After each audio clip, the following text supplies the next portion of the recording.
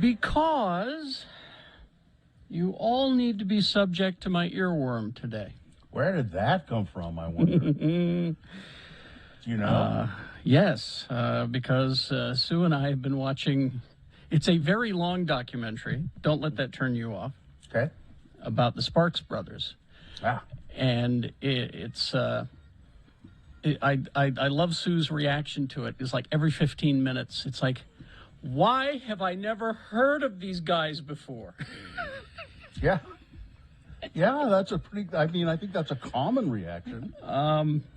Because they were quite remarkable. They you sure see, are. yeah, you see the list of people that were fans of or inspired by this band. Mm-hmm. Flea, Duran Duran, Beck. I mean, they're all lined up talking about Patton Oswalt. All of them lined up. Edgar Wright made the documentary because he's a fan. I was like, no, this band was great, and nobody knows them. Sparks. Yeah, I don't know why either. And because the songs are all terrific. Yeah. And we played them. Yeah. We played them at KJQ. Mm-hmm. And there was one song that Sue remembered. Finally, Mm-hmm. she said, "Okay, now I've heard that one."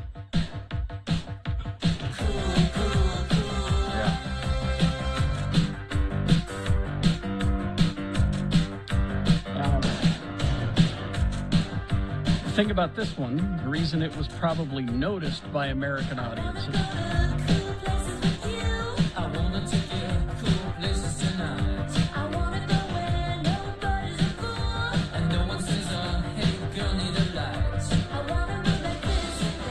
The reason this one was probably noticed was because they brought in Jane Wiedlin from the Go-Go's to sing.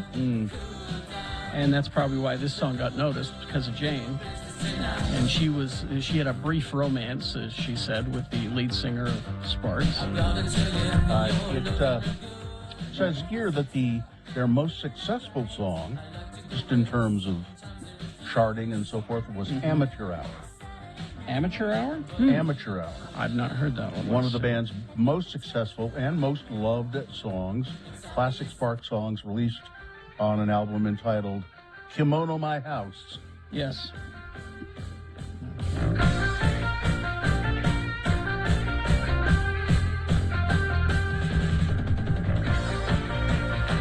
And I don't remember this one. No, I don't either. It was a huge hit in England, apparently. They were pretty big over there. They're an American band, by the way. Yeah.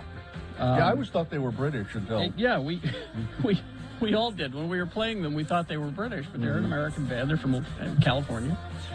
And they got huge notices over in like Germany especially, and London. But this is the one that I also remember. What's this one? See if you remember it.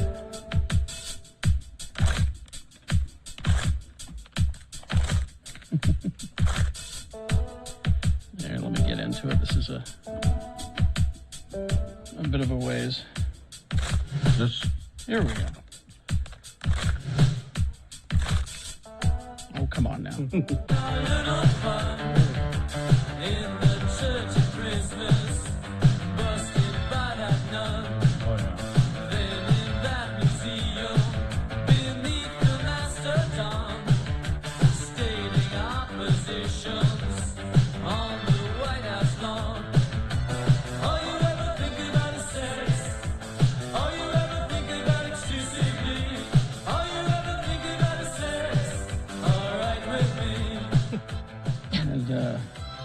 Yeah, this is one that we played a lot at KJQ. Yeah, it's they're both still alive. They're both still making music and not getting noticed anywhere. Yeah. Well, why break a good string of not getting noticed? Well, it's funny because the people that were influenced by them, all these famous artists, who were nobodies back then, that say that the Sparks Brothers would go to get coffee at the farmer's market in Los Angeles every day at this little coffee shop, this espresso shop that was there. Mm-hmm. And so people like, Flea and those guys would be like, just sitting kind of just looking at him. You're like, that's them. I think that's them. That's them. And you can't miss the keyboard player, of course, because he's got that Hitler mustache or Charlie Chaplin mustache. He prefers to call it a Chaplin mustache, but he says that he had that mustache for the longest time because in his mind both Hitler and Chaplin were cartoonish figures, and so that's why he did it. He doesn't wear it anymore. He's doing like a pencil thin kind of a thing. Had good Gomez Adams now. Yeah. They had good album titles like "Angst in My Pants" and "Won't That Sucker," I think was one. "Won't That Sucker." And their songs are lyrically they're amusing, but at the same time have a lot to say. And they parodied things that they admired, high fashion, art and all of that. Now I don't know this song, but talking about songs that have a lot to say, this one's called "Never Turn Your Back on Mother Earth." That one's kind of a slow one. Is that? I don't know that one. It's kind of a slow and serious one.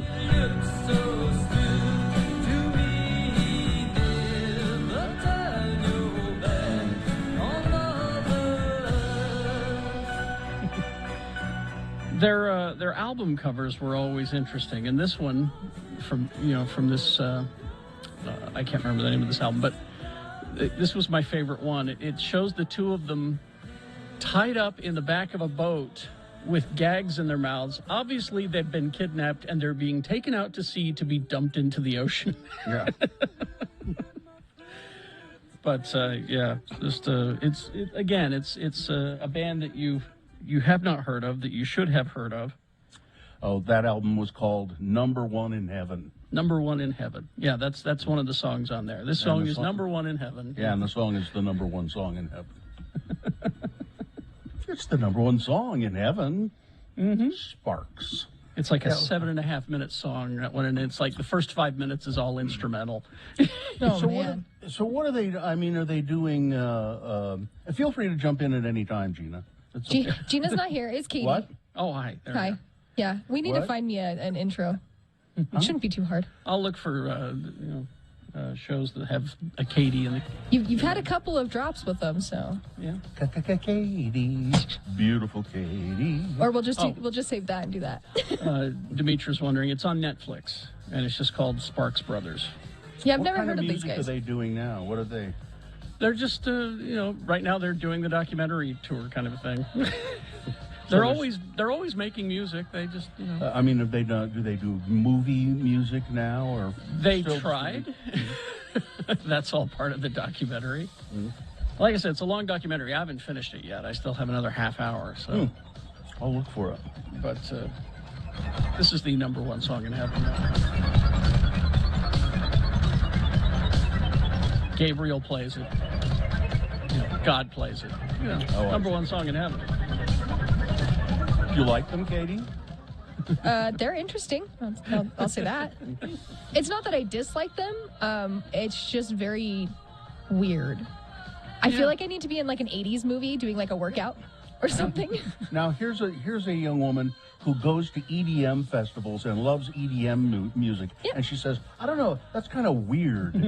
It's not weird. well, I don't go to all EDM. There's certain and subgenres. Your EDM music was influenced by this. Oh yeah, big time. Big time. I think if you were to ask your who's that DJ? Excision. Excision. Thank you. I knew it was an X. Something. Yep. If you were to ask him about the Sparks, he'd go, "Oh yeah." Oh, I'm sure. He'd say they were kind of weird, but I liked them. It's interesting. Weird is not a bad thing. Let me say that. Weird is not a bad thing. I enjoy being called weird because I know I am, but I would have to listen to more of it to know it better, I should say. Yeah, I wasn't asking for a full form. Well, opinion. you got it. So what did you think of what a little bit you heard? You like it? Okay. Yeah, it makes me want to like dance side to side. Like move your shoulders. I'll do that. You'll give up the shoulders. Good. Yeah. Well, that dancing is addressed in the documentary as well. There you go. That type of dancing. I'm sure. But yeah. Anyway, so I quite enjoyed it. Very nice. I like that. It's always nice to learn things. All right. So there you go. We will. Let's get it over with. Let's go. Let's do it. Okay, I'm ready to do that. It's Friday, so. Oh God, I can't. Yeah. There's so much going on right now in my household that I have a sick cat. My wife's on a train to Colorado, Ooh. and Uncle Todd's in the hospital. So there we go. Really? Oh, okay. You'll have to tell me about that. So anyway, why don't you check in? 877-602-9696. That's the number to use. Check in with the Radio from Hell show. Let us know what's going on in your life, how you doing, what are you gonna do for the weekend? I'm gonna make a pot roast this weekend. How about you? 877-602-9696. Check in with the Radio from Hell show. Maybe we'll give one of you a check, tote bag, I guess. Yeah. One of you. Tote bag? Well, we'll see. Tote bag, shopping bag, whatever you want to call it. All right. Hand basket? Yeah. Okay. All right, we'll take a break. We'll be back. Manscaped.com. The holidays are on the way. And, I'll do the ad the way the Manscaped people want me to do it. You ready? Okay. Ladies, is the man in your life a little too... What's a fancy word for hairy, Bill? Is it too hirsute? Hirsute? Is it? Yeah. Is the man in your life too hirsute? Well, give him a clue, and you get a discount. If you go to manscaped.com, 20% off plus free shipping with the code X96 at manscaped.com. Again, 20% off plus free shipping. Those two are magic words. Using the code X96 at manscaped.com. There's a lot of great products on there. Of course, we recommend the Performance Package 4.0. They're going to throw in a pair of boxers and the Shed travel bag for free in that package. All kinds of great products. The Weed Whacker is a great trimmer, and everybody has hair. So they also have shampoos and body washes, all kinds of stuff there. So manscaped.com, 20% off plus free shipping with the code X96 at manscaped.com.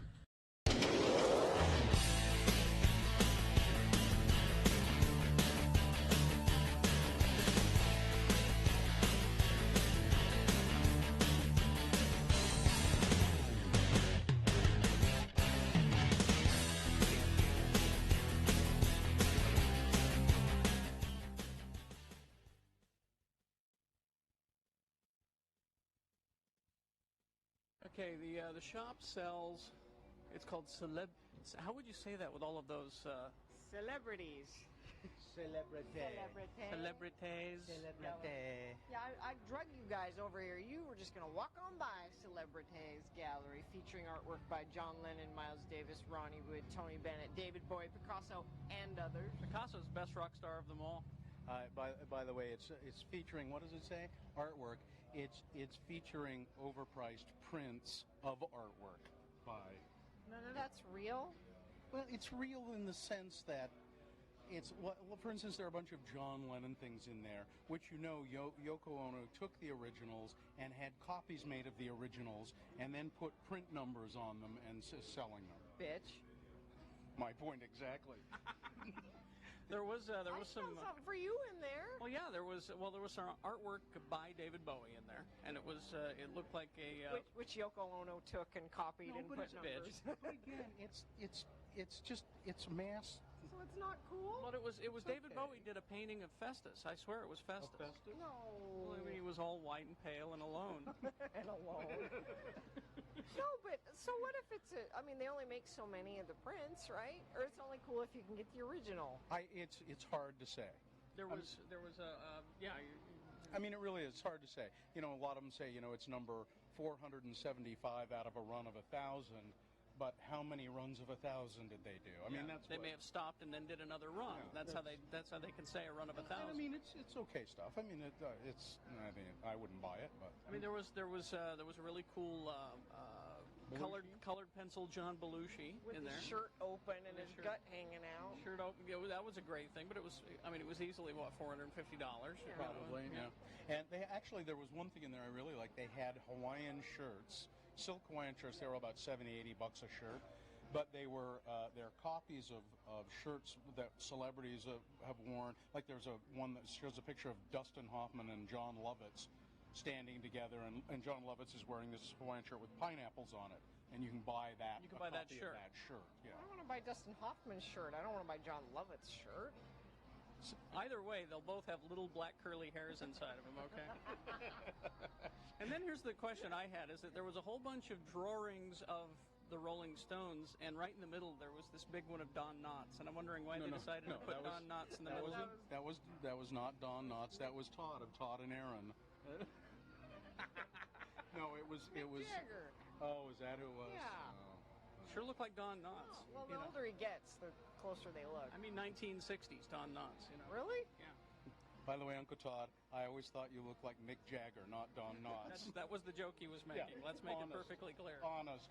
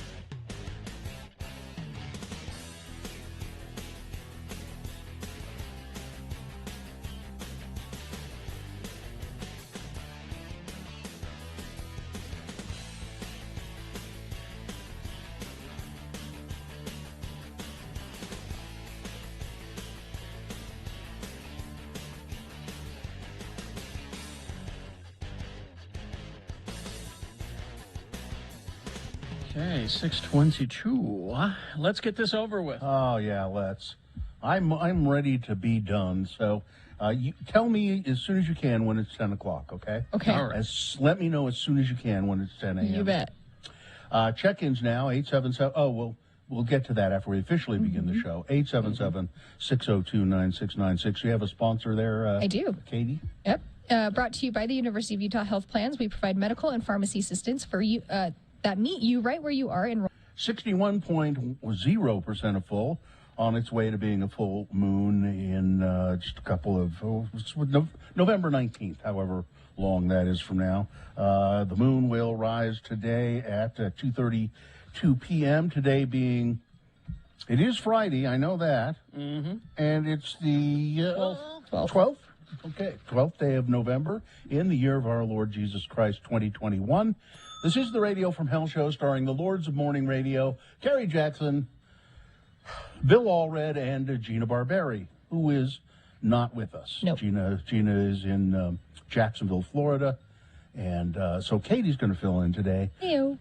Hi, Katie, our producer, who now, because you're filling in for Gina, the camera configuration is all screwed up, so all I can see is your nose, Katie. Oh, well, that's awkward. You have to reset on your end, Bill. I did. You did? Yeah. Oh, okay. Wow. Yeah. It's because we've got one fewer camera going. Yep. Usually there's Katie and Gina, both. So I don't know how. If you could just move to your left, Katie. My Then I can left? see. Yeah. Your other Yo, left? see, now there you are. I can see you perfectly if you're there. We'll just sit on this side of Okay, the does of that the work? board. Yeah, Okay. I just it's the board is just all in weird places with buttons, but this is fine. Well, you do whatever you need to do because I think looking at your left ear and part of your nose is just fine. Oh, okay. Okay. You want to go to check-ins now? I suppose we can. Let's see. We have Lane on the phone. Hello, Lane. Good morning. How's it going, Carrie, Bill, and Good. Katie? Hello. Nick filled in really good yesterday, and did. Katie's just a delight to listen to whenever she chimes in. Oh, thanks. But they stole my dump truck today. What? Who's they? My company. They got to go haul silage for the cows. Carrie, you know what that is. Oh, yeah. Silage. Stinky. And I don't imagine Katie has any idea what silage is, but so they took it to Brigham City and picked that. But as what I'm calling for, Yeah. so I got the day off, obviously, and we're going to jump on the Front Runner. Wife's never been on Front Runner, and we are going to go to 25th Street and would like to dine at your sister's cafe, Bill. What's the name of it? It's called the 2-Bit Street Cafe. 2-Bit Street, okay. Yeah, All right. and it's just it's so when you're on Wall Avenue there, and then there's Union Station there, you just start walking east on 25th Street, on the north side of 25th Street, and it's on about the north side. it's about 3 or 4 up from Wall Avenue. I'm a little anal like you guys are about buying local when I can. Well, it's I mean that. Thank you, Wayne. That thing is to do. good, and I think all anal is local. Yeah, okay. That's where I get What- I buy my silage locally all yes, the time. yes. Local Oh, silage only. Silage is, it just smells so bad. It does, doesn't it? Don't they put that? They put it in a Carrie, silo, you know right? it better than anybody being down in a farm country Well- where you grew up. Well, we didn't have a it silo. stinks. We had a pit. We had a Silage silage pit, which was just a concrete box kind of thing up above ground, and you put the I see silage. they put them the in pit. like big bags now. Oh yeah, No, what do the cows eat it? Is yeah, that what they love yeah. it. Oh, yes, they love it. for winter, huh, Carrie? Yeah, because they can smell it and they come running. They're just they're thrilled to have it. I think it makes them a little. Carrie's drunk. 10-4. It's a little. I think it makes them a little drunk because it's fermented. It's it's just At that point in the game, yes, it is. yeah. So Well, I think maybe that's I'll why try they love some. it. Oh yeah, I wouldn't mind. if you can get past the Bill, smell. I've already had a few snorts this morning because it's my day off. That's why I work. I got enough money. I don't need to work. But I drive a dump truck, so I don't sit here and start drinking all day. I understand. Well, listen, you and your wife enjoy the Front Runner trip. Say hello to my sister Penny when you get there, and enjoy your day. Two-Bit Cafe. Yeah, 2-Bit Street Cafe. Okay. Okay. And then another place, if you want a really good cut of prime rib for a cheap price on a Friday, Saturday, go to Midvale Mining, $24.99. You can't eat it all. Yeah, I've heard of that place. I've heard of that It's on place. 7200 just east of the freeway. That'd be in Midvale, wouldn't it? That's correct. Yeah. All right. See you later, Lane. Okay, you guys have a good day. Blaine says that he eats at your sister's place because they have a vegan menu as well. Is that Oh, right? that's nice. My sister cooks meat like brilliantly. Any kind of meat. She's been a vegetarian for years, Oh, but she doesn't. She'll cook you some meat. That's cool. Yeah. Oh, all right. Let's see. 627. Oh, we didn't give Lane his prize, did he? Did we? He's No. gone, right? He's Hey, gone. Lane, call back and we'll Call give back. you a tote bag. there you go. All right, we'll get you a tote bag. Traffic, please, Katie. Let's do a refresh and change of sound. So far, things are looking pretty good. There are signal problems. This was 30 minutes ago, so I assume it's actually hopefully dealt with. But all directions at Redwood Road and 2320 South to 31st South, there are signal problems. So just a heads up there. Otherwise, everything else looks pretty good right now. So that is traffic. And yeah, we're good. Okay, we will take a break. We will be back. Full strength, big boy news and opinioendo coming up after these. Full show today. We got to, we need your best questions if you have one. Yes. Best question of the week, send it to radiofromhell@x96.com. And put best question in the subject line. It's just anything that you've ever wanted to ask. It doesn't have to be even about us or to us. It can be anything. The mysteries of the universe. Sure. We could solve those for you. We got that coming up. We also have Another Drink with Jimmy the Wine Guy on the way. Going to be talking, what are we talking today? It's Manhattan. The Manhattans. Manhattan on the way. And, of course, Victoria with our Real Housewives of Salt Lake City update. She watches so we don't have to. Exactly. All coming up. State of Utah COVID Task Force has a message. There is a complete list of vaccine providers available on the state's coronavirus webpage, coronavirus.utah.gov. Now, if you you can get your kids vaccinated now, parents should check that site often or call their children's doctor or the pharmacy or the local health department for detailed information on scheduling a vaccination. It's free. And yeah, it's free. Booster shots are available now as well. And free. Yep. And I believe booster shots are, there were some restrictions. I believe they're available to everybody. This is probably not from the State of Utah COVID Task Force, but it's been my experience. If you just go to the pharmacy and say, I need my booster shot, they'll go over here. Yeah, absolutely. As long as it's been enough time since your second dose. The Pfizer pediatric vaccine is the same vaccine as the adult vaccine, packaged a little differently for your kids. You can find out all about it by going to coronavirus.utah.gov. Win 1,000.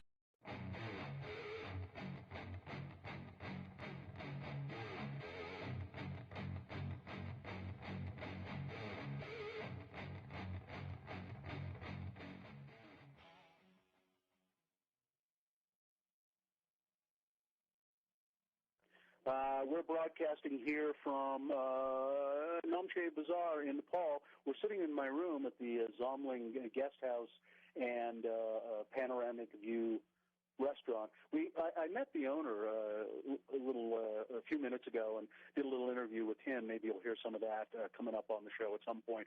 An interesting man. His name is Saddam Sherpa, and he is he's from Tibet. He came here from Tibet. And I was just going to ask Geljan, you don't mind being on the radio for a second, do you, Geljan? I'll come over and sit by you. I heard people asking you today about Sherpa. What is that? Is that a last name, or what is it, or why do they say Sherpa?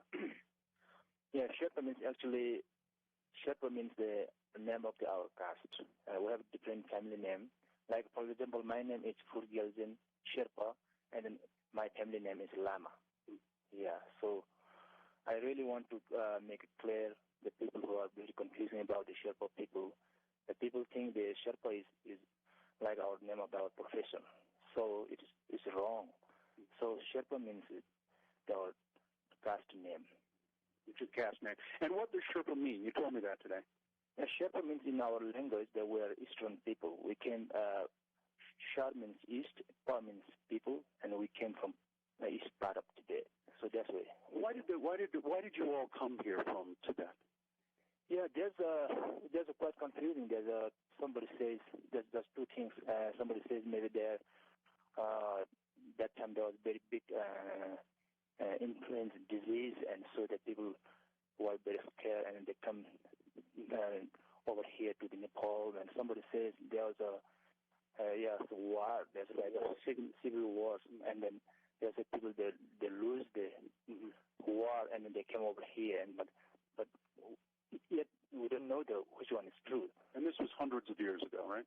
No, it's approximately 500 years ago. We don't have exact data. Yeah, 500 years ago. And from what I've heard you say about Tibet, I mean, there's a kind of a longing for Tibet.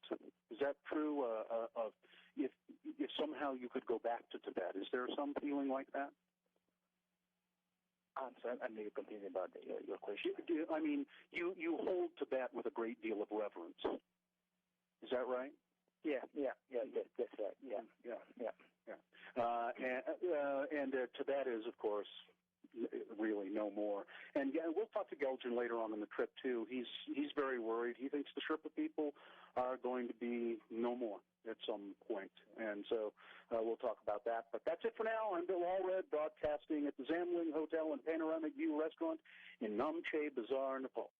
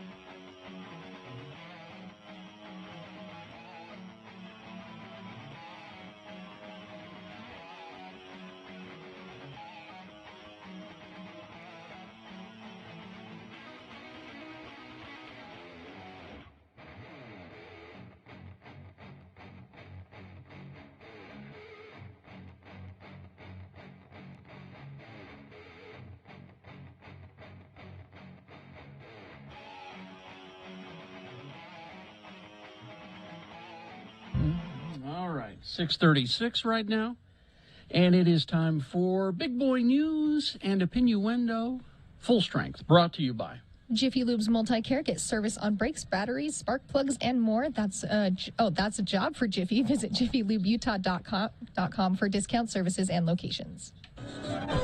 Well, a British model says she makes this claim. She was evicted from her seaside beach hut. And a little beach hut. It's like a tough shed. Yeah, that's good. They people have them at the beach, and you can go in there and change and have a cocktail or whatever. I don't know. But anyway, she was evicted because her neighbors are jealous about how glamorous she is. Sure, that's it. Well, Michelle Spicer, I don't think so. I don't think that's it at all. I think they just don't like you, and I think that they justifiably don't like you. Isn't it great though? You can just say things and get in the news. You know. She went on and on. She said, "Listen, I am on just for fans only. Is that what it's called? OnlyFans. OnlyFans.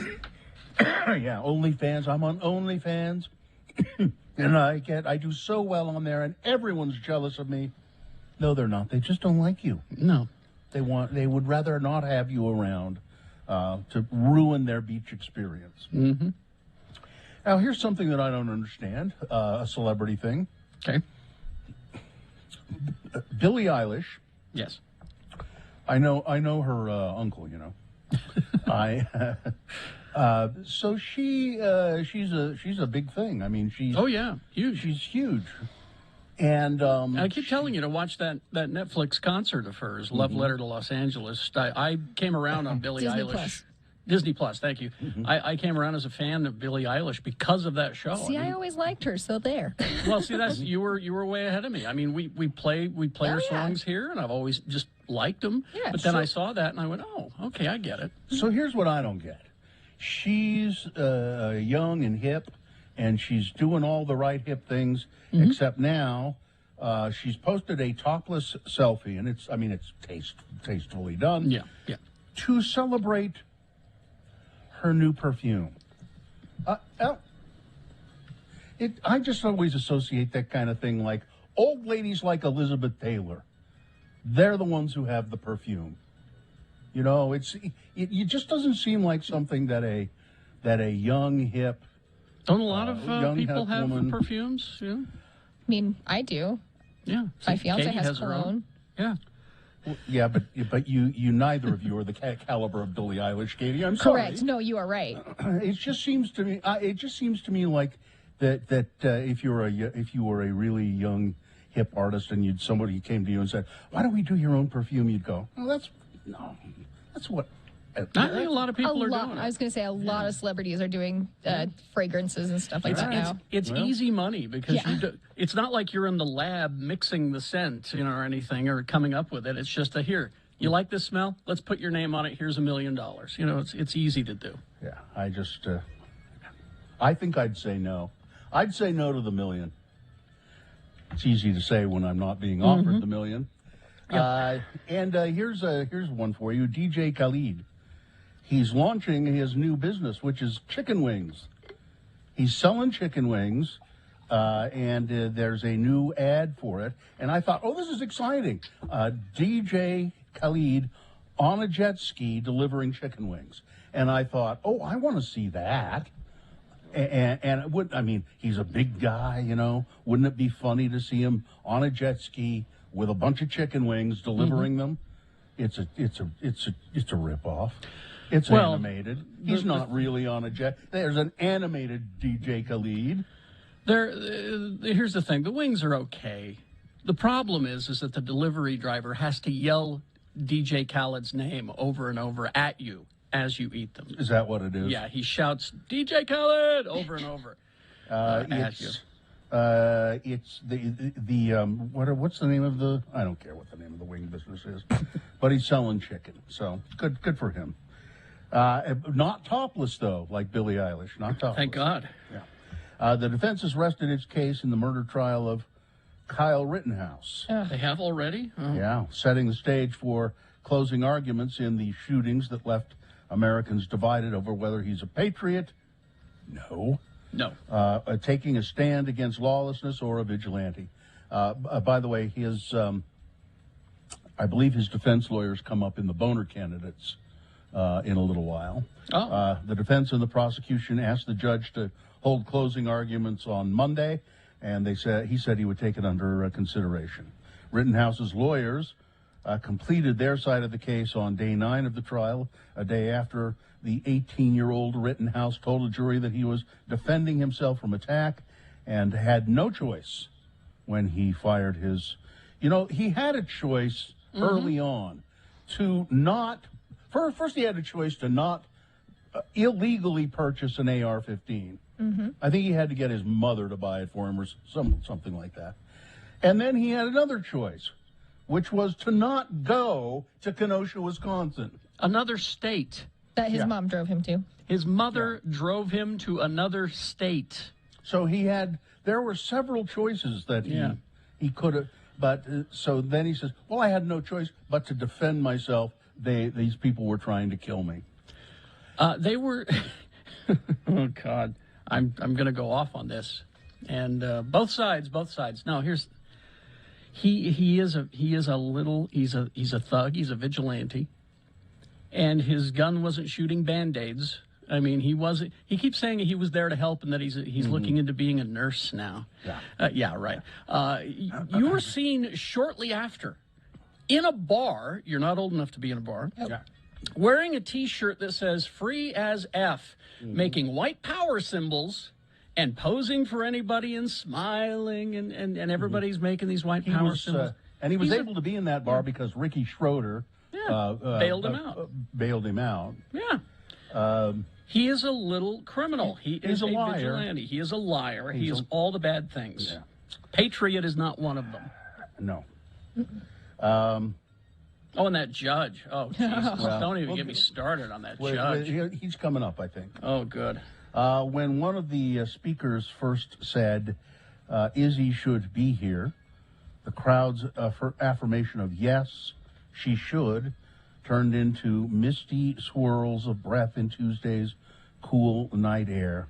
They're talking about this young girl, 10-year-old Isabella, or Izzy Tichenor, who died as a result of suicide, died by suicide because of bullying.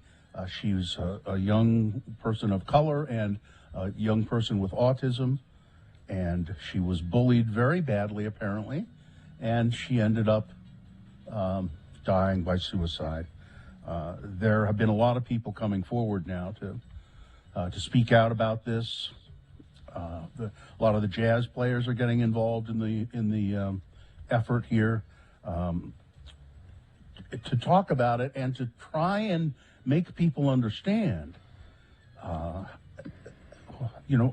That this goes on, and it shouldn't, and there are ways to stop it. If we just look at it. Jazz players stepping up because none of our political representatives are. I don't see. I haven't really seen any members of the legislature there. No. Now that you mention it. No, the kind of sensitivity training in classes that they want to teach in school about bullying, I bet our legislature aren't too keen on that sort of thing. Because the next thing you know, it becomes critical race theory, and it just goes from there. So let's burn all those books. And hey, Tom Hanks, what do you think? So Tom Hanks has done so many movie roles, right? I think it would surprise you to know his 3 favorite film roles. Okay, these are the ones he says that he most enjoyed doing. He said, first of all, A League of Their Own. It was great. He said, all I did was play baseball all summer long.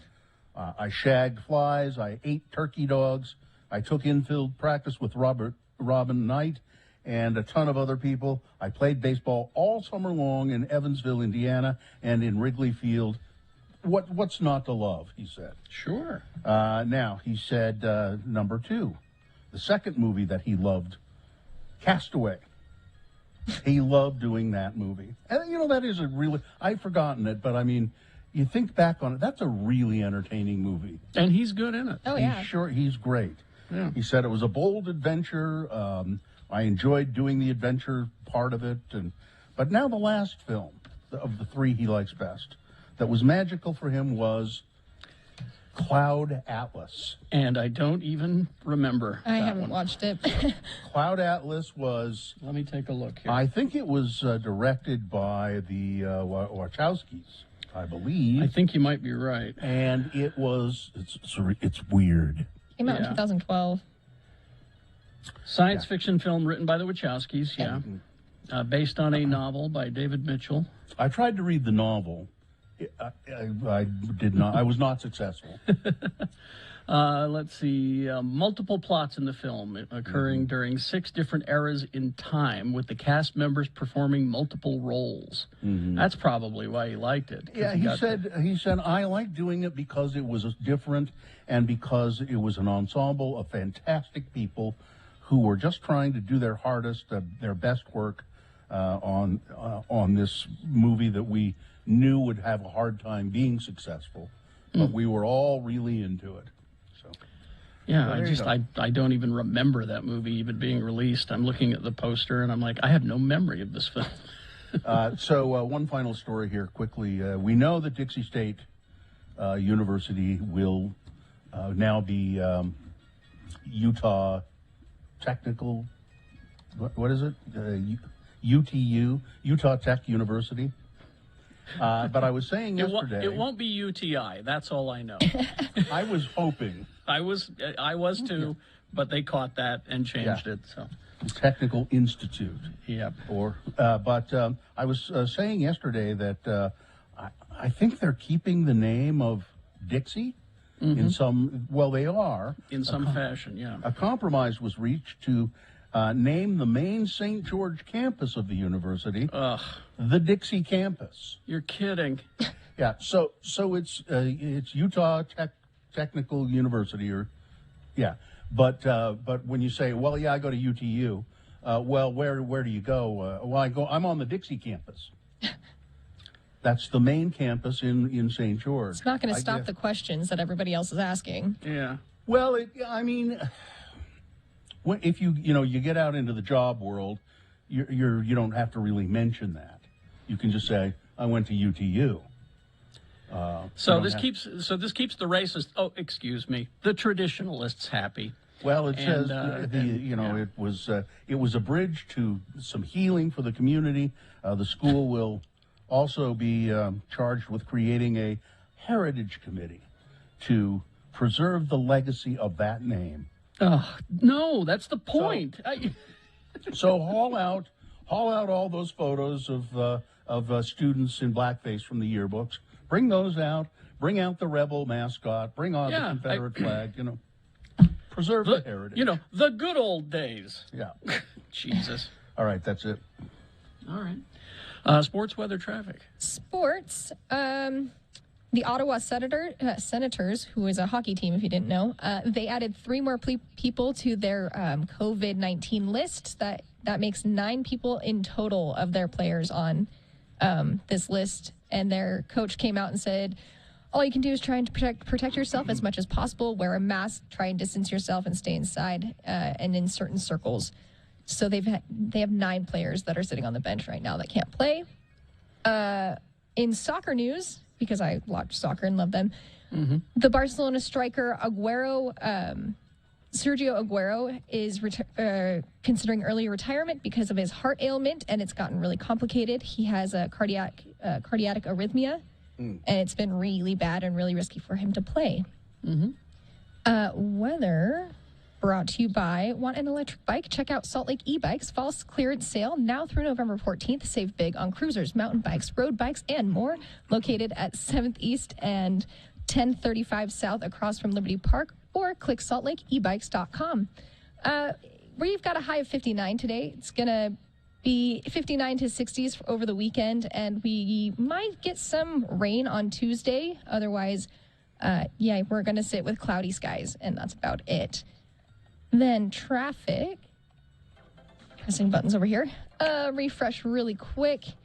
There is debris westbound SR9, which is closed right now. That's in Kane County. It says use alternative routes. That was 9 minutes ago. Don't know when it will be cleared. There is a crash eastbound SR201 at mile marker 5. It's the right shoulder is closed. Should be cleared in about half an hour or so. There's also another crash on westbound 39th South and 7th East in Salt Lake. The right lane is closed there, and hopefully will be cleared up about 7:30 as well. Otherwise, everything else looks pretty good, but if you see something, let us know at 33986 as long as it is safe for you to text. And traffic is brought to you by Check Out the Gateway's Lights On celebration Saturday, November 20th from 7 to 9 p.m. They'll flip on the holiday lights with live music and brand new Winter Wonderland art installations for snapping the perfect holiday photos. To learn more, visit thegateway.com. And isn't that where the food drive is yes, happening? Our then? food drive will be there at the same time from 7 to 9. Bring non-perishable food items or grocery gift cards is what they're asking for. Oh, those would be easy to Exactly. Katie, one thing about, now to go back to sports. Yeah. I know, because you got soccer and you got hockey. Uh-huh. Do you want football? Well, no, the Utah Jazz last night. Oh, I didn't even see this. They lost their first. This is the first time they've lost at home. You're right. And by there 11 was a big points. fight. There was a big fight. The Indiana Pacers. Really? Security had to go out onto the court. Several players were ejected. You know, I type in new sports and it doesn't even come up. So what? It was teammates fighting. The Pacers and the Jazz getting into some kind of Altercation between Jazz, Ruby Gobert, Pacers, Miles Turner leads to 4 ejections. Suspensions could follow. Wow. Just found it. I will read that the next news. Okay. All right. Thank you. Well, let's see now. Coming up after these messages, we have our first word in our $1,000 a day giveaway. Yes, we're giving away $1,000 every day. And how you enter is very simple. You text a word that we give you. We're going to give you different words, one at 7, one at 9, one at 11, and then in the afternoon, one at 1 o'clock, one at 3 o'clock, and one at 5 o'clock. The odd hours. That's right, the odd hours. I like your way of saying it. It's nice. It's listen on the odds, and your odds increase the more you enter. So, I mean, you can enter once or twice during our show, and a lot of people are doing that. But if you listen the rest of the day and keep entering, your odds increase every day to win that $1,000 that we're giving away every day. So be ready for that. We're going to have your first word of the day coming up after these messages. We also have coming up, have another drink with Jimmy at 8 o'clock. We got best question. We need your best questions. Email them in, radiofromhell@x96.com. Put best question in the subject line, and we will answer those questions on the air coming up. Stand by for that. And right after these, your Real Housewives of Salt Lake update with Victoria. She watches so that we and you don't have to. And I have some questions for her. Okay, coming up. Stuff I've heard. All right. Wendy's for breakfast. Let's face it, you're only up this early because you got to be somewhere. If you didn't have to be somewhere, you'd be sleeping in, right? Yeah. And my guess is that you're already running late. Mm-hmm. Okay, well, you got to get your breakfast together. Do you really want to take all the time to make your own breakfast? And you're running late, so you're going to leave all of the dirty dishes and everything in the sink. That means you got to face those when you get back from wherever it is you're coming. So, breakfast at Wendy's. Let me sell this to you. Oh, it's not hard. No, because I'm there. It's Wendy's breakfast biscuit with bacon or sausage, egg and cheese for just $1. See, right away, no dishes, delicious breakfast, and only $1, and right on your way to work or court or wherever it is that you're heading. Made with oven-baked bacon or savory breakfast sausage with fresh cracked egg and cheese served on a hot, flaky biscuit. That is a bang for the buck, and I mean that because it's only $1. So hit the drive-thru at Wendy's on your way to wherever you're headed. Wendy's.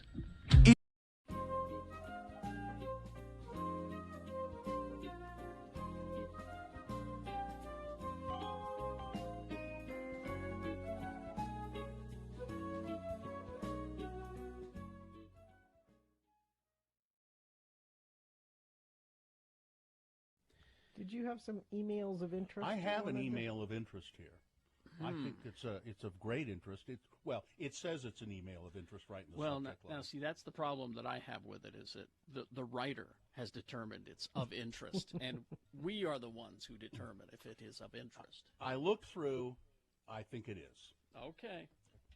Email of interest. And it came to us via Radio from Hell at x96.com.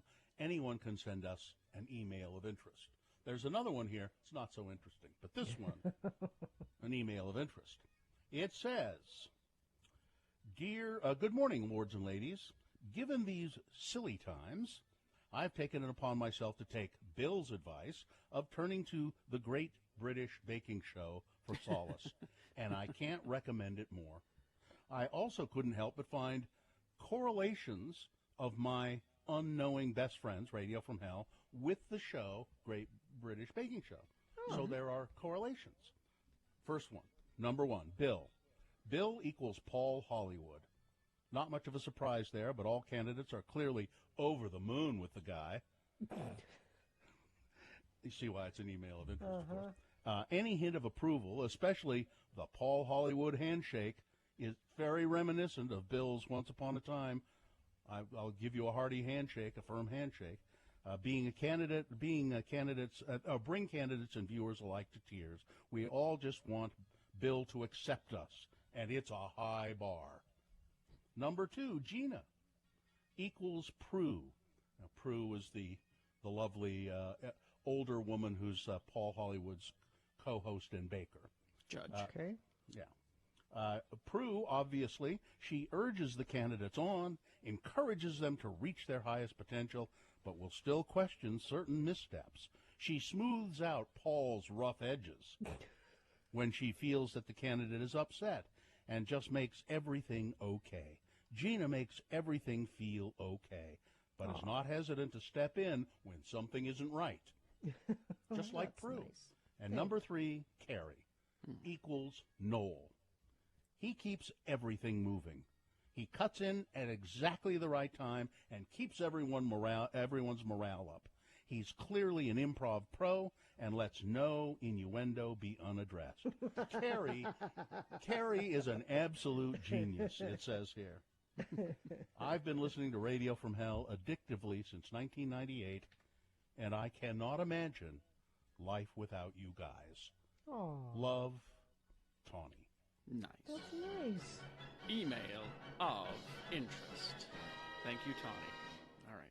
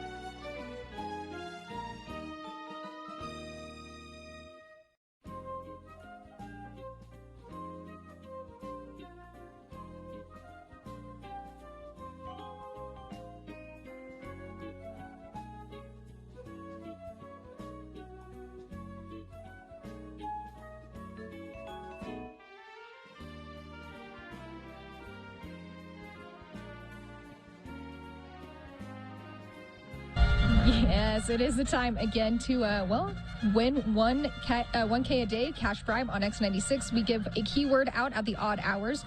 So starting at 7, 9, and 11 a.m., then goes to 1, 3, and 5 p.m. Listen at all those times, and, you get the best chance of winning 1K a day if you have all of the cash or the keywords. So 7 o'clock, the keyword right now is camel. CAMEL, camel. Text it to 33986 for your chance at $1,000. Now, is that a one-hump camel? Or I guess it doesn't matter. It doesn't, no, doesn't matter. Doesn't say, doesn't specify, Okay. just camel. All right. Camel. A bacterian or a... Yeah, okay. You know more about camels than I ever expected. Well, I used to smoke. That's why I know. And the money we're giving away is not Camel cash. Just No. so you No. know. It's actual money. Real It's cash. I always like that joke when you have the package of Camel cigarettes. You say, there's this camel on the front of it, and there he is in the desert, and he's stuck in the desert. What would you do if you were stuck in the desert there? And he said, well, I don't know. Say, well, you'd go around to the back. You'd go to this hotel because there's a picture of a mosque or something on the back of the All right. So it was a smoker's joke, which wasn't very funny, and I'm sorry I retold it. Okay. We have a sponsor for this feature? We do. It's CSLC Housewives, brought to you by Bouztique. Features accessories of wine and cocktails and pairs well with global pandemic. But if you're sober curious, Bouztique has non-alcoholic wine, gin, and whiskey too. Open 11ish to 7 p.m. Monday through Saturday, 315 East Broadway. All right. Thank you.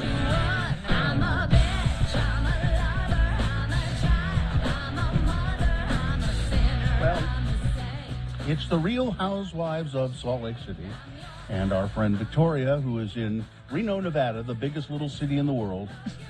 She's there. She's an attorney. She lives with her husband, who is also he's also an attorney, correct? That's correct, Judge Allred.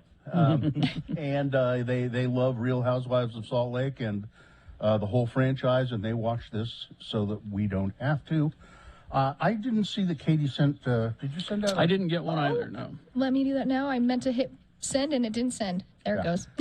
So I'm not sure what. Why don't you just take it away, Victoria? What Well, went you had a on? line of questioning prepared for me, Judge. And so, did you want to start with that?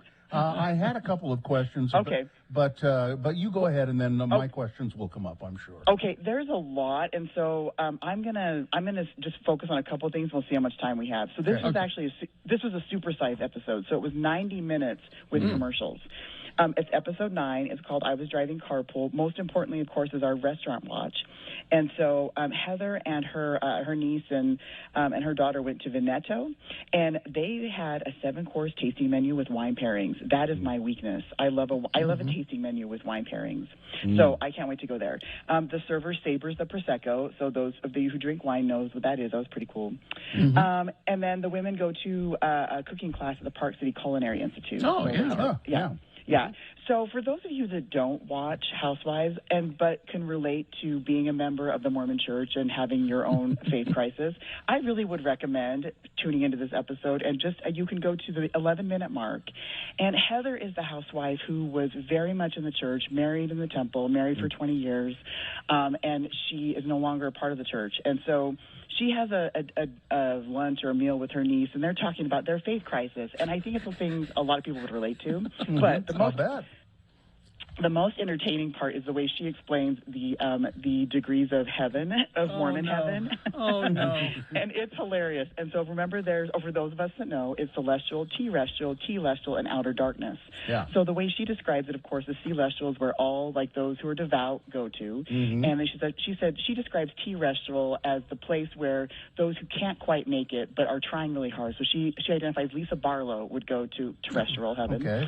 And then there's telestial. And she says those are all the bad guys. So that's Jeffrey Dahmer, that's the murderers, the criminals. And then she says outer darkness are those people who know the truth and were part of it and have rejected it. And so she says she would be in outer darkness. So she says, I'm going to have to ask Jeffrey Dahmer to get me into his degree of heaven. And so I love her breakdown. And she's sort of serious about this. She's absolutely serious. She's absolutely serious. And that's what's so entertaining about her is her sense of humor about this, but it's all true. Anyway, I'm going to jump ahead because this episode we get the events leading up to Jen Shah's arrest. We don't actually get to the arrest, and it is the last 15 minutes with commercials of the show. Okay. And so for those of you who want to act like you watched the show, but you didn't actually watch the show, you are going to talk about who was on the phone. Who was on the phone with Jen Shah? Because they're all waiting to take a trip. So they're all going to take a trip. And they're going to go, I guess they're going to drive this fun bus to Vail. So we'll see next week, but that sounds crazy. Anyway, so they're waiting in the Beauty Lab parking lot. So Beauty Lab is what Heather owns. So they're all gathering to get on the fun bus. Okay. And we've got Heather, Whitney, Lisa, and Jenny are all there on the bus. And then Jen Shah shows up. They're sitting, they're trying to wait to go. And Jen gets a phone call. And when she picks up the phone, she says, "Hi, baby." And then there's a pause. And then she says, "I need to go to the house." And it's a little muffled, but that's what I think she says. Okay. She leans into Whitney. So they're on the bus. Cameras are rolling. She leans into Whitney and she says, "Will you turn off my mic?" And so she turns her back to Whitney, and Whitney's like, "Okay." And so she turns off Jen's mic. And then Jen goes off into the parking lot and has a phone call. And the cameras are on her, but you can't hear her. And she's not saying much. She's definitely being careful to not say much. So she gets back on the bus, and she tells everybody that Coach Shah is in the hospital with internal bleeding, and she has to go. But she says it also might not be that serious. So she's like, "So go to Vail without me. I will probably be able to meet you there." And 12 minutes later, Homeland Security investigations show up looking for Jen. So I learned something here, that Homeland Security investigation are actually the ones that execute warrants and arrests for federal crimes. I didn't know that. Oh, I didn't know that either. You're an attorney. You should know that. I know. My jurisdiction is Nevada. No.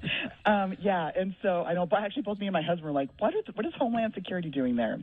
My friends who follow me on Instagram informed me, no, that they knew more than I did. So anyway. Wow, there you go. So the women are speculating, right? So again, they're upset. They're like, "Oh, poor Jen, poor Shah." And then all of a sudden, the Homeland Security shows up. The police show up to arrest her, and they can hear that they're looking for Jen Shah. And so the women are like, "Wait, what's happening?" So it's in the way that they film, it's very dramatic. You see the police show up, and the women are like, "Oh no, what's happening?" So it's very funny to watch this role to play out, because then they're wondering what to do. Okay, here's the question I have. Yeah, go ahead. Well, but we know in reality what happened already, right? Yes. So the show is kind of being coy about it, but we know. Yeah, we're getting to see the events play out. Yes, and how everyone received the events. Yes. Okay. Yes. All right. Yeah. So So Heather is wondering if she should call Jen, and Lisa says, "Don't call her. I wouldn't call her right now." And the producers are the ones who are wrangling the officers and telling them, you can overhear them explaining, "Well, Jen said somebody was sick and she had to go home. They're wondering what car she's in." And so then Lisa also tries to call. And you see her actually try and call Jen's assistant Stu. So we've seen Stu, and also Stu is the one who is also facing charges in all of this. And so Lisa tries to call Stu. She doesn't get through. But so that's interesting, because then that could have caused some trouble if they had all given them heads up about the cops coming. Do we get any sense? Now, you watch not only this one, but you watch the other franchises. Yes. And there are legal problems in the other ones as well. There are people who've served jail time. Yes. From the other ones for embezzlement and fraud and all kinds of stuff. Do you get a sense, how do the police in these episodes, how do they seem to be? Do they just play along? Oh, we're on TV. Okay, that's fine. Well, no, they are definitely there to do their job. The cameras, the producers are really interesting here. They keep their cameras low, and the faces of the officers are blurred, which shows they didn't sign the agreements to be on camera. And they are definitely there to do their job, and they're keeping their information discreet. I thought that was interesting when they just said, "We just need to talk to her," and everyone, the producers and even one of the housewives, is trying to get more information about what they need. No, it seems like they did show up with a lot of officers. I would say there were about 4 or 5. And so they might have been prepared for the possible filming of this. But they never say, "Shut off the cameras." Just shut them off. No, that's actually, and I don't know if they could tell because the producers, the camera crew keeps them low, so maybe they thought the cameras were off. But that's a good question. No, they don't say anything about that, and so I'm wondering if because they were discreet about what they were asking, they didn't say much, and so well, I think we're going to see more what happens next week when they actually are at the house. We'll see if that's where they turn the cameras off and don't let them see. So because we know what's going to happen. What? No. Well, they're going to arrest her. Oh, spoiler alert! Well, now the question I have is: is it true that Coach Shaw had internal bleeding, or was this? Was this him saying, "Honey, you got to get out of there. The cops are on the way"? Yes. No. To me, she says, "Hi, baby." That means it's Coach Shaw on the phone. He tells her to shut off someone on the phone tells her to turn off her mic, right? Because she has Whitney turn off her mic. No. And when this all happened, I guess it'd be about a year ago now, or a little bit. Anyway, whenever this all went down, when it was reported on social media, as Coach Shaw called her and gave her the heads up. That's right. Yeah, so that's what it sounds like to me. I think it's interesting that people are because the after show for this episode, Andy Cohen was being very coy when he had Lisa Barlow on, and he's like, "Who do you think was on the phone?" And I'm thinking, we all know it was Coach Shaw because it was reported. Yeah, exactly. And it was reported that he gave her the heads up and said, "You need to come home because they're on their way," or something. That's what I'd like to know is how he knew. So I don't know if officers were at the house and they were trying to look for her. So it'd be interesting how he knew. It had to be Coach Shaw. What's the drinking game then? Oh, our drinking game this week is called The Wind Cries Mary, and drink each time someone says Mary or Mare, and it's at least 20 times. There's a huge fight between Mary and Whitney, and so, that's a whole other thing. Okay. And listen to, if you want more, the Judgy Empath is where you go to find the podcast. Is that right? Yeah, to follow me on Instagram, Judgy Empath, and the podcast is called Couples Who Bravo Together, and we're going to talk so much about all of this and more. Okay. Oh, yeah. All right. Victoria, well, thank you, Victoria. Thanks, thank guys. You. All right.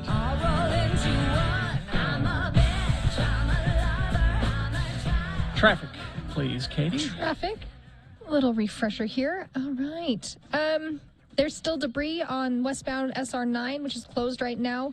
Hopefully, it doesn't give me a time estimate of when it'll be open up, so use alternative routes around there. Otherwise, everything else looks pretty clear and green to me. If you see something that I cannot see, please let me know at 33986. Just shoot me a text and I will check it out as long as you're being safe in a safe place you can text. Brought to you by, check out the Gateway's Lights On Celebration Saturday, November 20th from 7 to 9 p.m. They'll flip on the holiday lights with live music and brand new Winter Wonderland art installations for snapping the perfect holiday photos. To learn more, visit thegateway.com, and that is where our food drive is going to be. There we go. Yes. Mm-hmm. So right. Bring non-perishable foods to that. All right, we've got Boners Round 1 coming up. Here are the candidates that you will be considering. Boner candidate number 1, what a wonderful world indeed.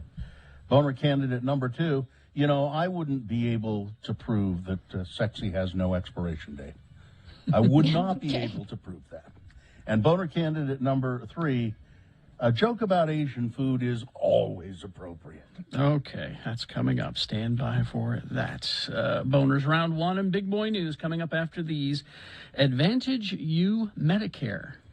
Yes, Medicare's open enrollment runs now through December 4th.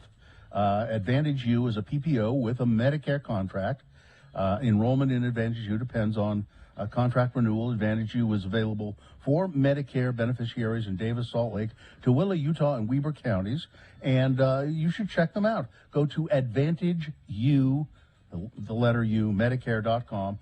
They know what you want in healthcare plans. They know 0 monthly plan premiums, $0 copay for primary care physicians, and a $25 specialist copay.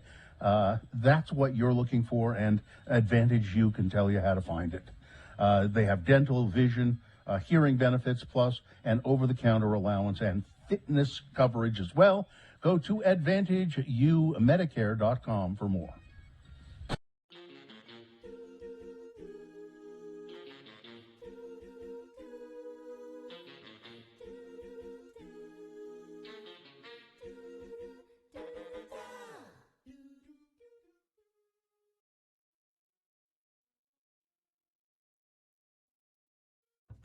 I've neglected my fatherly duties all day today. I try to help with the homework. Now, my lovely wife here does it most of the time. I try to do 2 days a week. Thursday's your day. And Thursday's usually my day. And here you are at work. And here it is Thursday. Now, part of what we have to do for reading, for homework, is read for 20 minutes. So you guys all ready for 20 minutes of, of Charlie and the Chocolate Factory? We could do 5 minutes. How about that?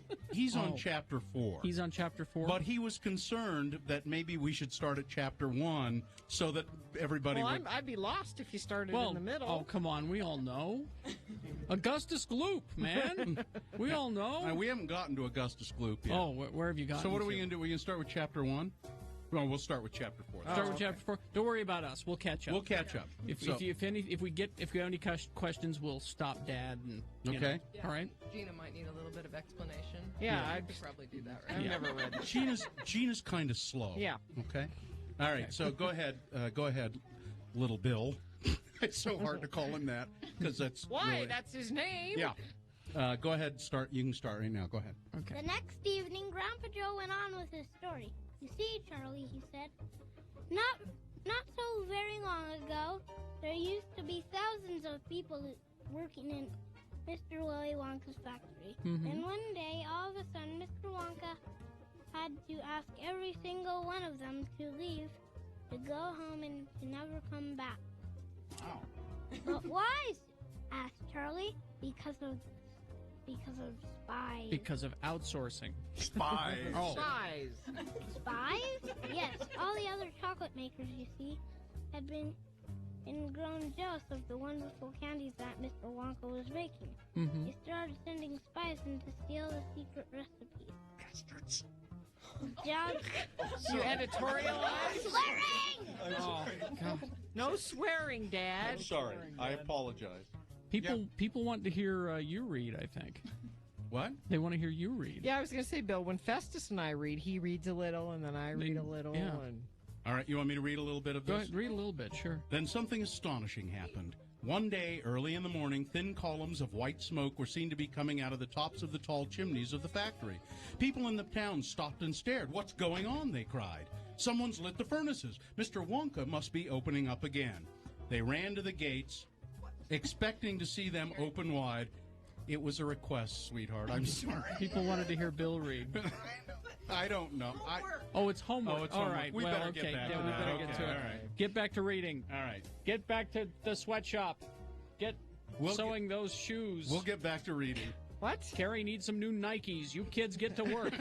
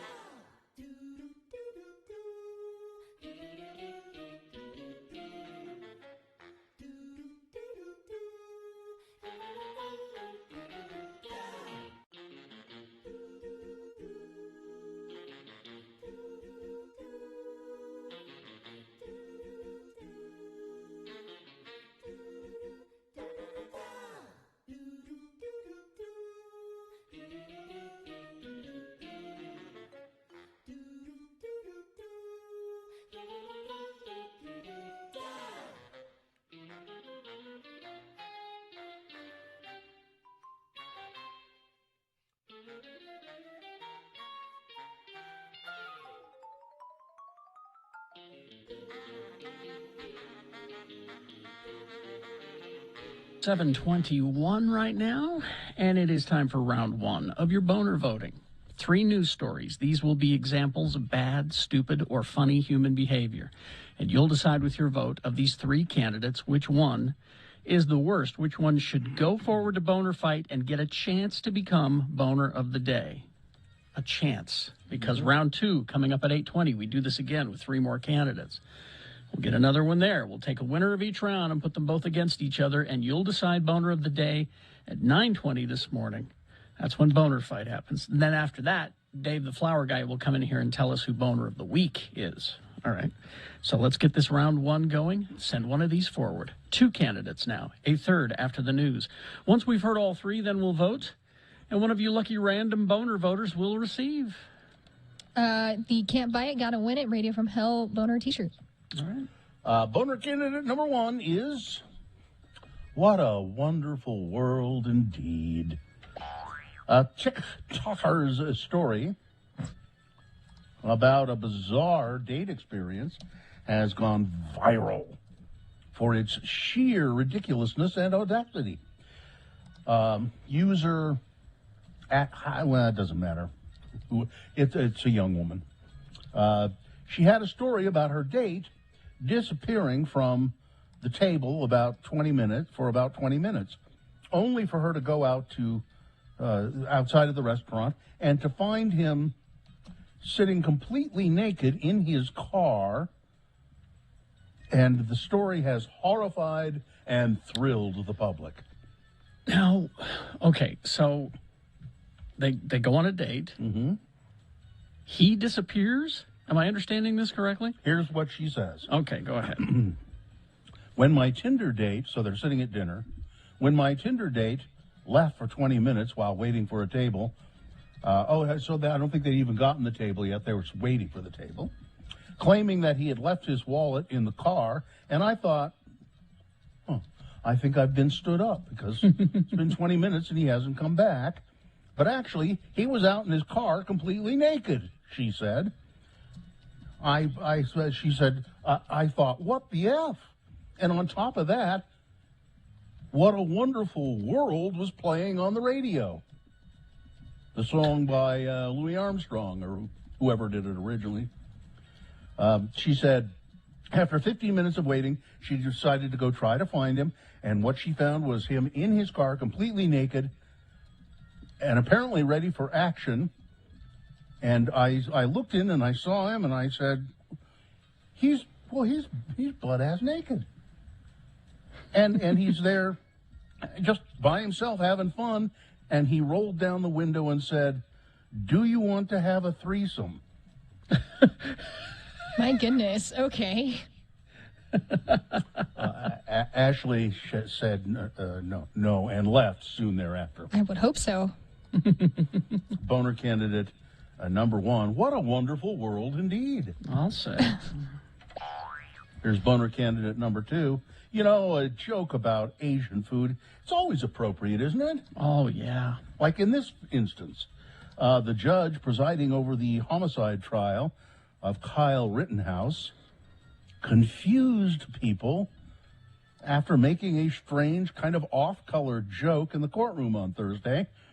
I hope the Asian food isn't coming. I mean, isn't one of those boats on the Long Island Harbor, said Kenosha County Circuit Court Judge Bruce Schroeder as the court was preparing to take a lunch break.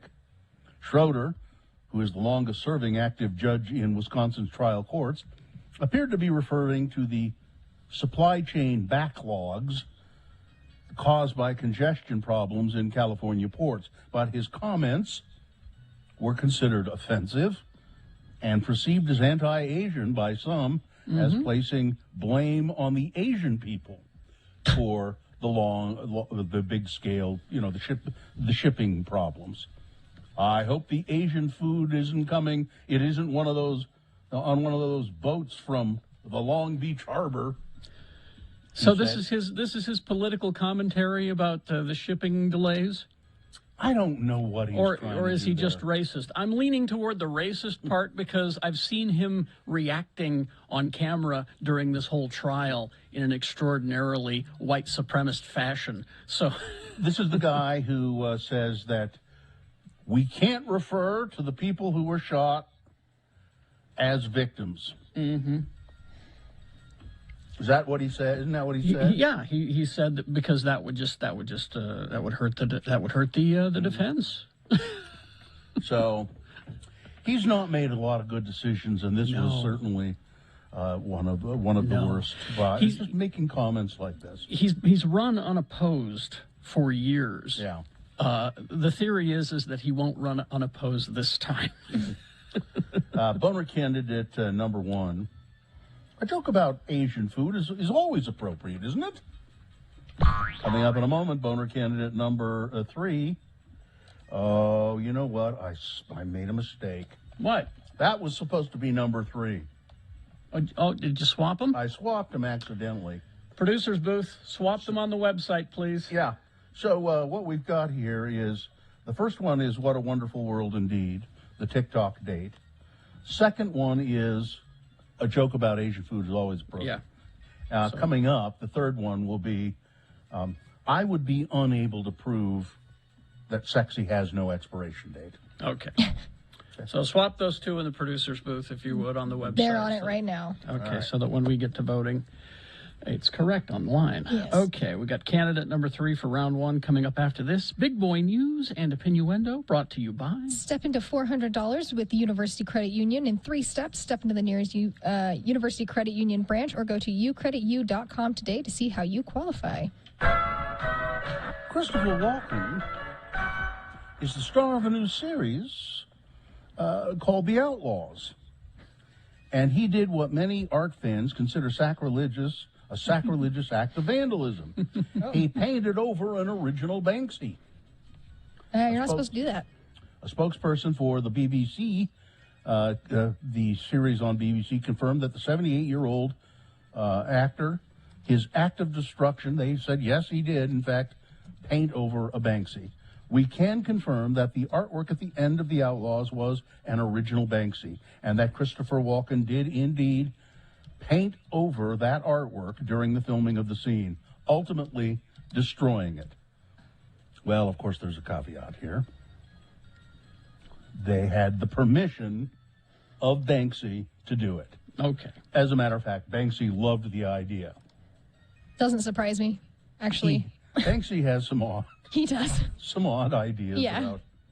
About. During the season finale, the storyline sees that Walken's character, Frank, is made to absent-mindedly paint over the artwork as he and several criminals of minor offenses in the show are charged with painting over graffiti as part of their enforced community service. More than 2 million at-home COVID tests have been recalled because of false positives. More than 2 million of it's the Ellume brand, ELLUME, or Ellume. The Ellume brand at-home COVID-19 tests have been recalled by the company due to higher than acceptable false positives. Ellume or Ellume first announced a voluntary recall of some of its rapid antigen tests in October due to an increased chance of false positives, but now more than 2 million of the tests are included in the recall. So if you've got them, they will give you your money back or replace them. So okay. Let's see. Speaking of replacing or getting drugs and having drugs delivered and, at-home stuff like that, pretty soon here in Utah, your drugs will be just dropped to you from the sky. The sky? The sky? Mm-hmm. They're direct from God? Like parachuted? Won't that be exciting? If you want drugs, they will come from the sky. Oh, I get it. It's like babies being dropped off by the storks, right? Well, sort of. Intermountain Healthcare says that drones will start delivering drugs and supplies to Utahns' homes starting next year. What could go wrong? The first of its kind drone delivery system will be made possible by a partnership between Intermountain and logistics company Zipline. The program will deliver prescriptions and medical supplies to patients in the Salt Lake City metro area and then expand to other areas over the course of several years. In a news release, Intermountain hoped to be able to complete hundreds of deliveries every day and be capable of delivering to approximately 90% of patient homes in the region. They really want to just remove people from the equation entirely. Sounds like it. It used to be, it used to be that you get your CPAP supplies, you'd go into the CPAP supply store and say, I'm out of this and I'm out of this and out of this, and they'd say, okay, and they'd look up your insurance, and then they'd say, here you go, and they put it in a bag for you, and you go home. And then it got to the point where they would just ship it to you at your house. You wouldn't have to go into the store. Mm-hmm. A person would call you and say, I think your supplies, it's about time for you. Now a person doesn't call you, a robot calls you and says, you may be eligible for some of the following CPAP supply. And I never even talk to a person. I ignore all of that stuff. I drive down to the place and get it myself, because if you do it online, they want to send you practically a whole new CPAP machine every time. Mm-hmm. All I need are a couple of masks. Everything else is working fine. They do send you a lot of stuff, and I have like a whole a cupboard full of masks because of this new system. But that's okay. I'll just start using one a night. How about that? That's the way that they keep coming to me is, because they think that my insurance is good and will pay for all of these things. And I have to keep reminding them, no, my insurance is the worst there is, and it won't pay for any of it. I only need the masks. Let's see, one more story here. I think we're just about out of time, aren't we? No, you got a couple of minutes. Okay, so let me tell you that Governor Cox says he will not veto any of the bills that were passed in the special session of the legislature just over the last few days. We had lots of negotiations behind the scenes to try and improve the bills, to try and make them better, the governor said in a brief interview following a Veterans Day ceremony that he attended. Asked if any of the bills gave him concern, the governor said, well, we feel good about the bills that were passed, and we'll be signing them as soon as they come to us. The legislature passed a series of bills that included changing the name of Dixie State University to Utah Tech University, a watered-down bill that grants some workplace exemptions for COVID-19 vaccine mandates. We haven't talked about that too much. They did weaken it, so that if, well, we'll get into it later, but if workplaces that want to mandate vaccines, there are ways to do it. Oh, sure there are. And then the biggest controversy was over redistricting, and the legislature doesn't care what you think about that. No, they did what they wanted to do. Their answer is, well, you can just vote us out next time. Well, we'd love to, but you've made it so we can't. Now, it's going to be pretty hard to get Christmas presents this year because there's a Santa shortage. What? Yeah. So people are saying, well, it's going to be hard to get Christmas presents because a shortage in the supply chain problems. Also, prices are kind of high. Well, but that's not the big problem. The big problem is there's a Santa shortage. The people who play Santa Claus at the various stores, do they still do that? Yeah. Okay. So apparently they do. There aren't enough people. They can't find enough people to play Santa Claus. So I don't know, Katie, you might consider. Well, you want to make a little money on the side. The Santa Claus crisis. I think I'd be better as an elf than Santa. Well, yeah, but aim high. I have faith in you. Maybe I'll be like, what is that movie that we mentioned yesterday, Noelle, where she has to take over as Santa or something? I'll be like her. I have faith in you, Katie. Thanks. I think you could be Santa Claus if you... Ho, ho, ho. I'll eat all the cookies in the world, I'll tell you that. But think about what's involved in being a store Santa. No. All right? Oh, no. I mean, you got to wear the costume that's probably not your own. It's probably something that somebody else has worn several times and not been cleaned. There's Smells that. bad. Ugh, smells bad.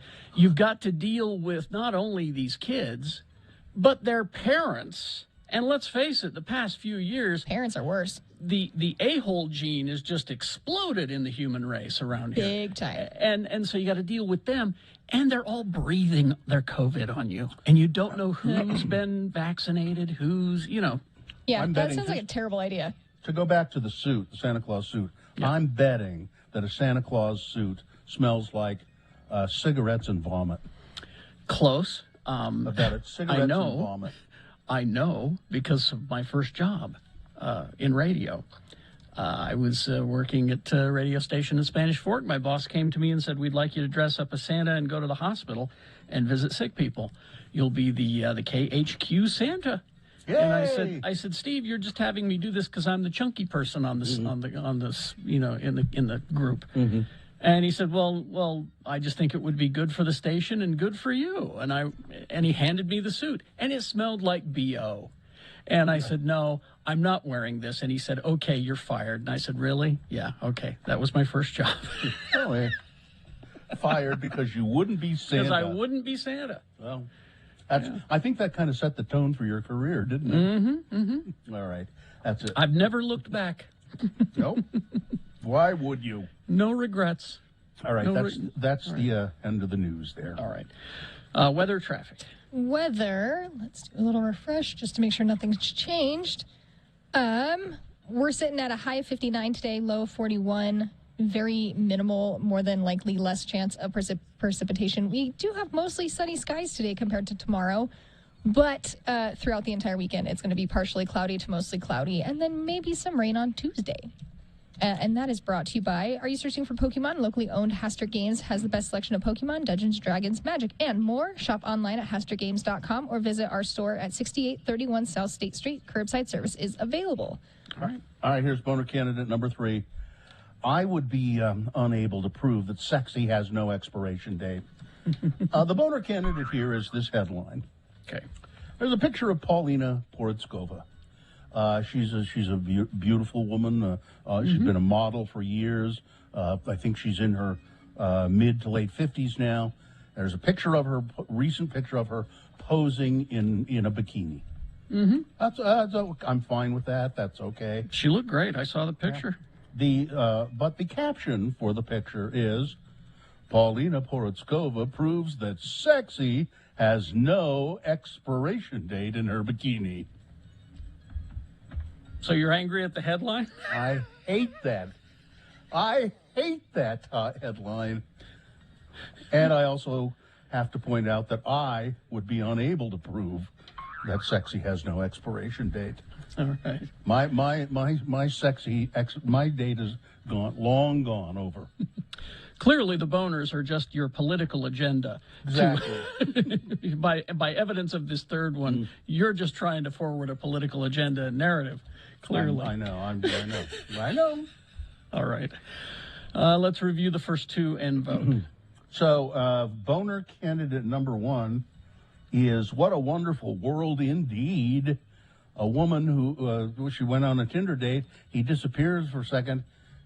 She goes out to the car, finds him in his car naked with the song What a Wonderful World playing. And he says, do you would think you would like to have a threesome?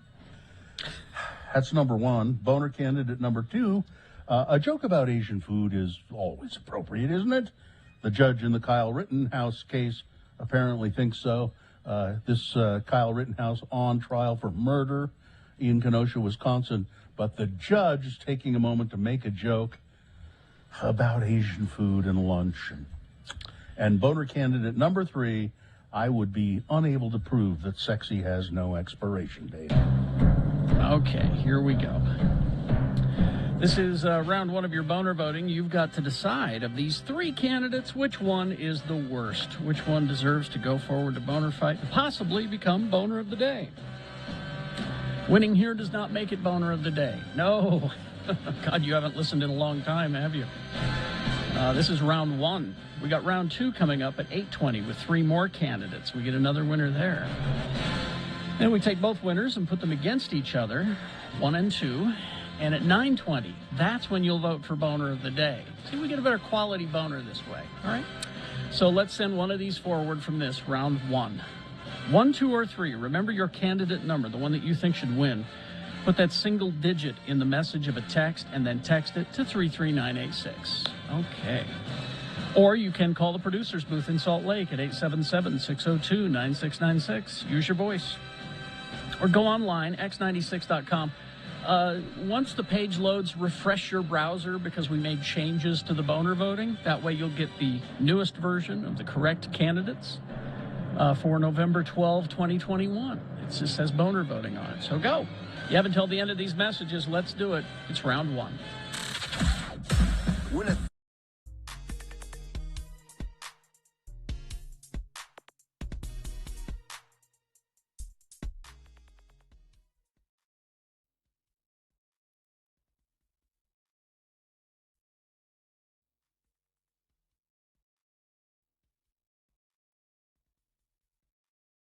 Melon. Melon. Spell it with me now. M-E-L-O-N. And now we'll use it in some dialogue featuring our good Utah friend, LeVar. LeVar has gone to the post office on an errand for his neighbor, LeGrand R. Dunn. Let's listen as LeVar steps up to the clerk's window at the post office. Again, the word is melon. Next. Next. You, there, the man with the baggy overalls and the wide tie. No, not you. You, the wide tie with the palm trees and the hula girls on it. Who, me? Yes, you're next. Would you step up to the window here, sir? Sure, I'm coming. What's your danged hurry? The U.S. mail doesn't wait, sir. Okay, we'll keep your shirt on. I'm here. Yes, I see that, and still, I wait for you to state your purpose. Well, I don't know about that. I just came here on an errand for my friend. I don't got no purpose. Fine. What errand are you on for your friend? My friend, LeGrand R. Dunn, needs to send something to his boy who's on a mission in Scotland, okay? Yes, that's fine. I think it is. Scotland's a real nice place, they say. But I hear them Scots are pretty hard to convert. They's big drinkers, you know. That's where Scotch comes from. And McDonald's, too, now that I think about it. How may I help you, sir? Well, let me see. I got the note from LeGrand here in my pocket somewhere. Let me, It's got what he wanted me to get for him written on it. If I could just find it. Look, sir, I'm going to have to ask you to step aside for a moment until you're ready, okay? We got tons of people waiting here, and we're real busy. Well, just keep your panties on. I got it right. Yeah, it's right here. Here it is. My friend LeGrand needs a melon tube. Sorry? He needs a melon tube. He sent me here to buy him a melon tube. Well, perhaps you'd be better off running your errand at the Western Garden Center then. You postal workers has got a real funny sense of humor. No, he needs a melon tube to send something to his boy. Sir, we're prohibited from sending produce overseas. No, it ain't produce. It's a poster with the Articles of Faith on it. He don't want to fold it up. He wants to roll it up and put it in a tube and mail it, and that's why Next! a melon... What about my melon tube? This is a .44 Magnum, the most powerful handgun in the world, and it will blow your head clean off. Now, you've got to ask yourself one question. Do I feel lucky? Well, do ya, punk? You know, I think he memorized all of them Articles of Faith to get his CTR ring. Anywho, I'll just, don't you worry about it. I'll just be on my way, okay? Next! Who's next? Don't keep this man waiting. Who's next?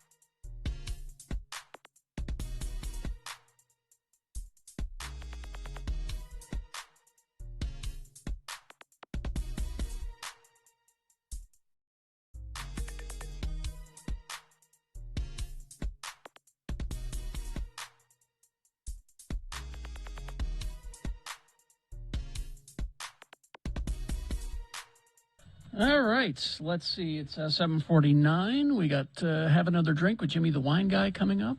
And as soon as we award this round one of your boners, best question of the week. Yeah, and oh man, there was absolutely no contest here in this boner voting this round. It's brought to you in part by a chicken sandwich. And, the key to good sex is good communication. Reveal your best pleasure at Black Velvet Boutique, Utah's locally owned by women sexual wellness resource. Open 7 days a week at 595 South State Street in Clearfield. The key to good sex, I would say that a chicken sandwich also helps. No, it doesn't for me. I'm allergic to chicken. All right. So we had boner candidate, and number one was the what a wonderful world, the TikTok date, the Tinder date that was recounted on TikTok. That one got only 28 votes. And then there was boner candidate number 3. I would be my upset was with this title was not shared by others, apparently. 9 people. But the no contest, number 2, a joke about Asian food, it's always appropriate, isn't it? Well, 147 votes, it says that's boner winner round 1. Okay, that's your winner of round 1's boner voting. It is now qualified, to be boner of the day. It'll go to Boner Fight.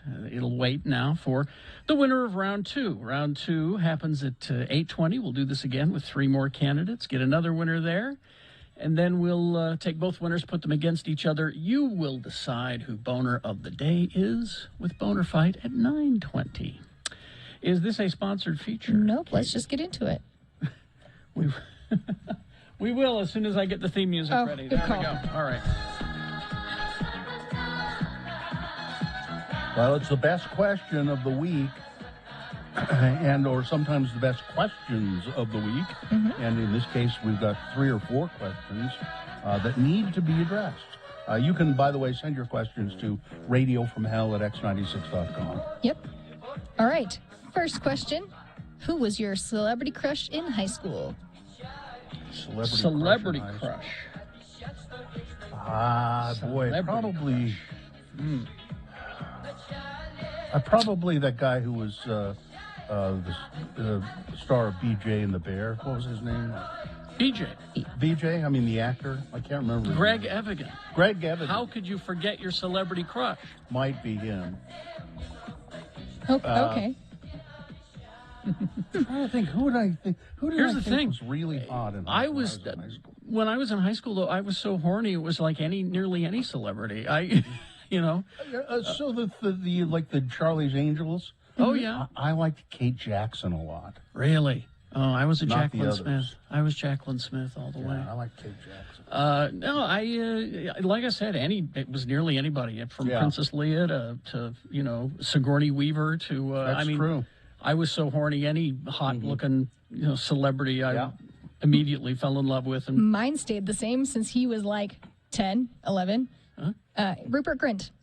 From day one of seeing him in Harry Potter, I've had the biggest crush on him. Even today? Yeah, you bet. I mean, you've seen him in that M. Night Shyamalan show on Apple Plus, right? Yep, there's that. He just had a baby with his wife, and I'm incredibly jealous. Just so you know, I love that man.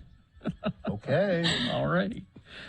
I'm glad. So I assume the appropriateness of your crush changed from the time he was 10 to the. Well, I mean, he's like 3 or 4 years older than I am, so it's roughly the same age. So it's stayed the same, and we're good. It's not pedophilia or grossness of any kind. Right. Speaking of actors and things like that, what is one actor or actress that ruins the movie for you? Juliette Lewis. I was going to say, we don't even need to. Juliette Lewis. I think movies with Juliette Lewis in them should have a Juliette Lewis warning. And see, I just don't see your. A lot of people agree with me on this one, Carrie. I don't know. I don't agree with it because I enjoyed when she was a child. Well, I thought she was great in.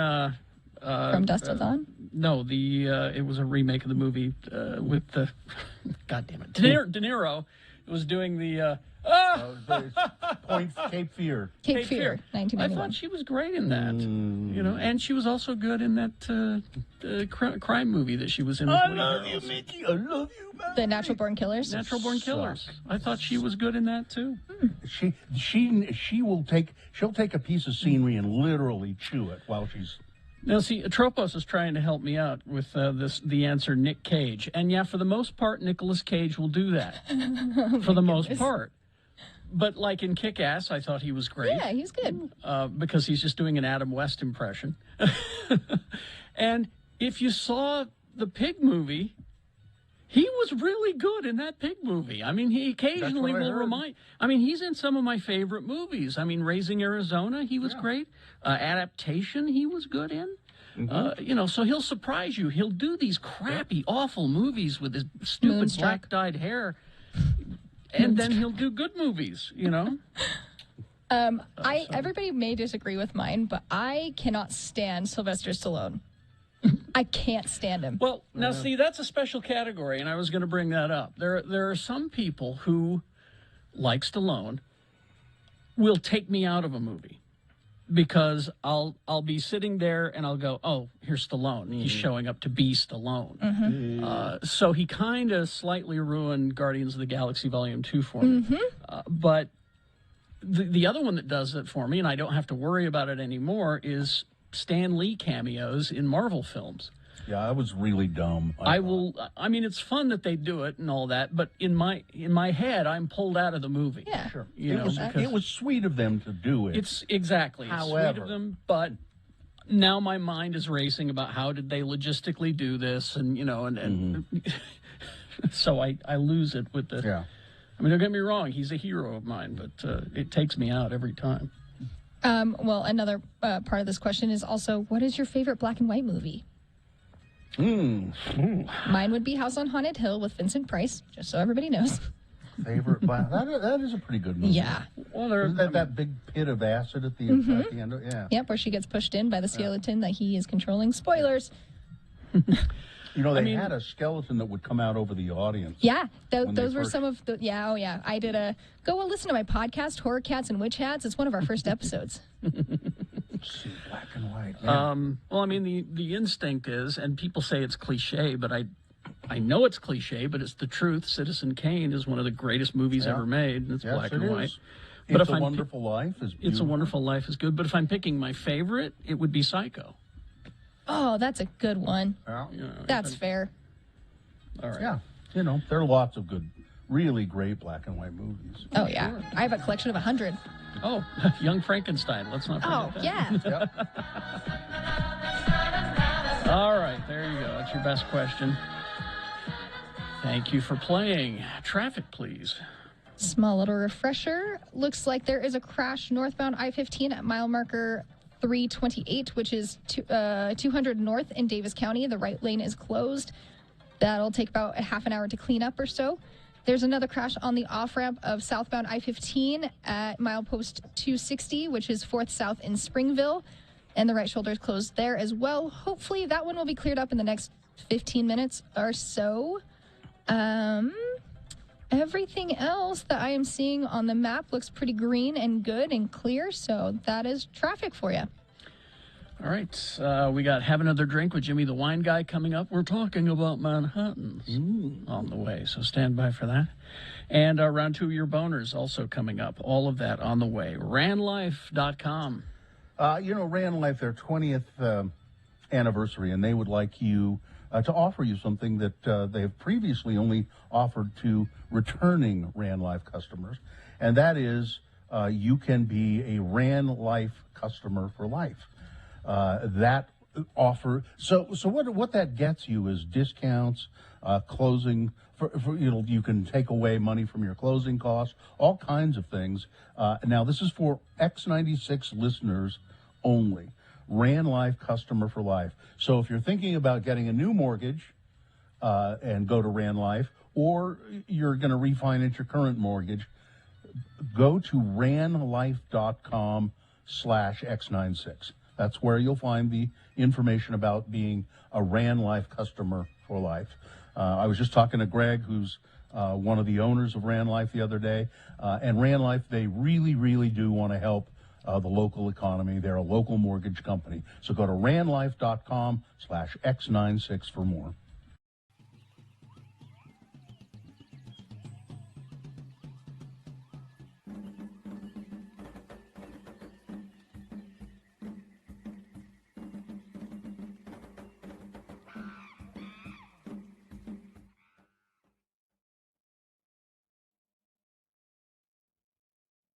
I like your shirt, by the way. New shirt? No. What? Old shirt. You never wear it, though. No, I don't. Why not? I don't know. It's a nice shirt. I don't wear it very often. Well, you should. Okay. Great. I gave you a compliment. Then maybe I will. I will wear it as often as I ever do, which is not often. It's a shirt that I bought. I remember exactly when I bought this shirt. It's when there was an Old Navy over here on 4th South. Mm-hmm. Over there Where on 4th Trader South. Joe's is going to be. Yeah. There was an Old Navy there, and I went in there one day, and they had this big pile of shirts on the floor. I'm not kidding, as Old Navy does sometimes. And they said all of the shirts in this pile are $1.20. I'm not kidding. $1.20. And I thought, this shirt being $1.20, that's negative money. Yeah. It costs more than that to... Yeah, there's more material in this shirt. There's more little, Vietnamese or Singaporean child finger blood in this shirt from sewing the buttons on. And so I bought it for $1.20 off the floor at the Old Navy. You would not think that. It's not. It's just a dumb shirt. You should have kept the receipt in the pocket. My sister bought a coat But we once. never do a 120 time check, Gina. So. My sister bought a coat once that was on sale, and it ended up being $7, and she kept the receipt in the pocket so that anytime anybody said, I like that coat. Her sister, Minnie Pearl. No, Mikkel. Just to I prove. like that coat. She'd say, $7. No, it's not. I have the receipt. That's She kept it in the that's pocket. right there. Right $7 coat. That is the see again. That's the kind of thing that the Barbary girls are interested in. $7? I don't believe that was $7. But you could have a debate with some other people about the political situation in Tibet or the existence of God. But when you're debating with the Barbary girls, it's whether Bill Murray is going to go crashing parties and how much the coat cost. Is she the good-looking one? They are all good-looking. No, they are not. They are. All of my sisters are good-looking. Lolita! Certainly not. All right, let's get this over with. One is better looking than the others. No, they are all good-looking. It's that one that's really good-looking, and then there's there's an okay one, and I then get there's phone that other calls one. every time you do this. Which one is he talking about? They know. Yeah, They know. all. I'm surprised they call. All they have to do is look in the mirror. Yeah, you It's knew. me, isn't All it? they Come have on. to do is look at a family photo, Gina. They'll all point to the good-looking one. All the Barbary girls know. They know who the good-looking one is. It's true. So we're not making these things up.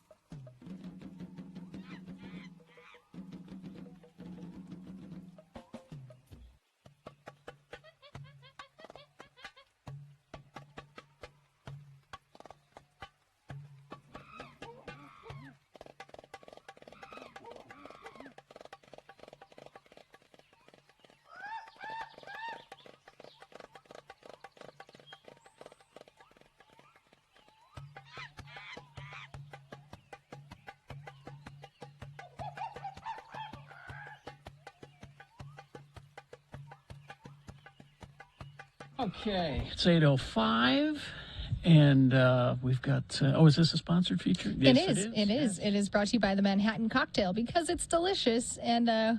Well, it's great. It's a taste of history presentation that is featured in and around the community. Well,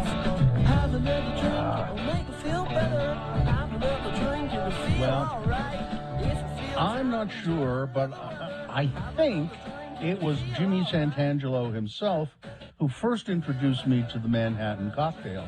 I think it was. Jimmy is the proprietor of the Wine Academy of Utah. He knows all about booze of all kinds, and including wine, fine wines, and of course. But today we're talking about spirits and the Manhattan Cocktail.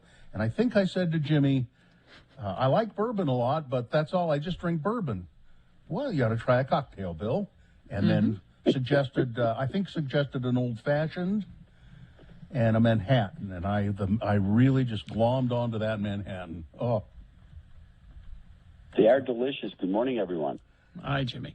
Now, here's the thing is that Jimmy will teach you all about the Manhattan and all of these beverages. He conducts classes where he'll give you not only the history of the drink, but show you the differences and all of the subtleties. And it's very educational and very entertaining. Well, then tell us, Jimmy, if you would, please, why is it called a Manhattan?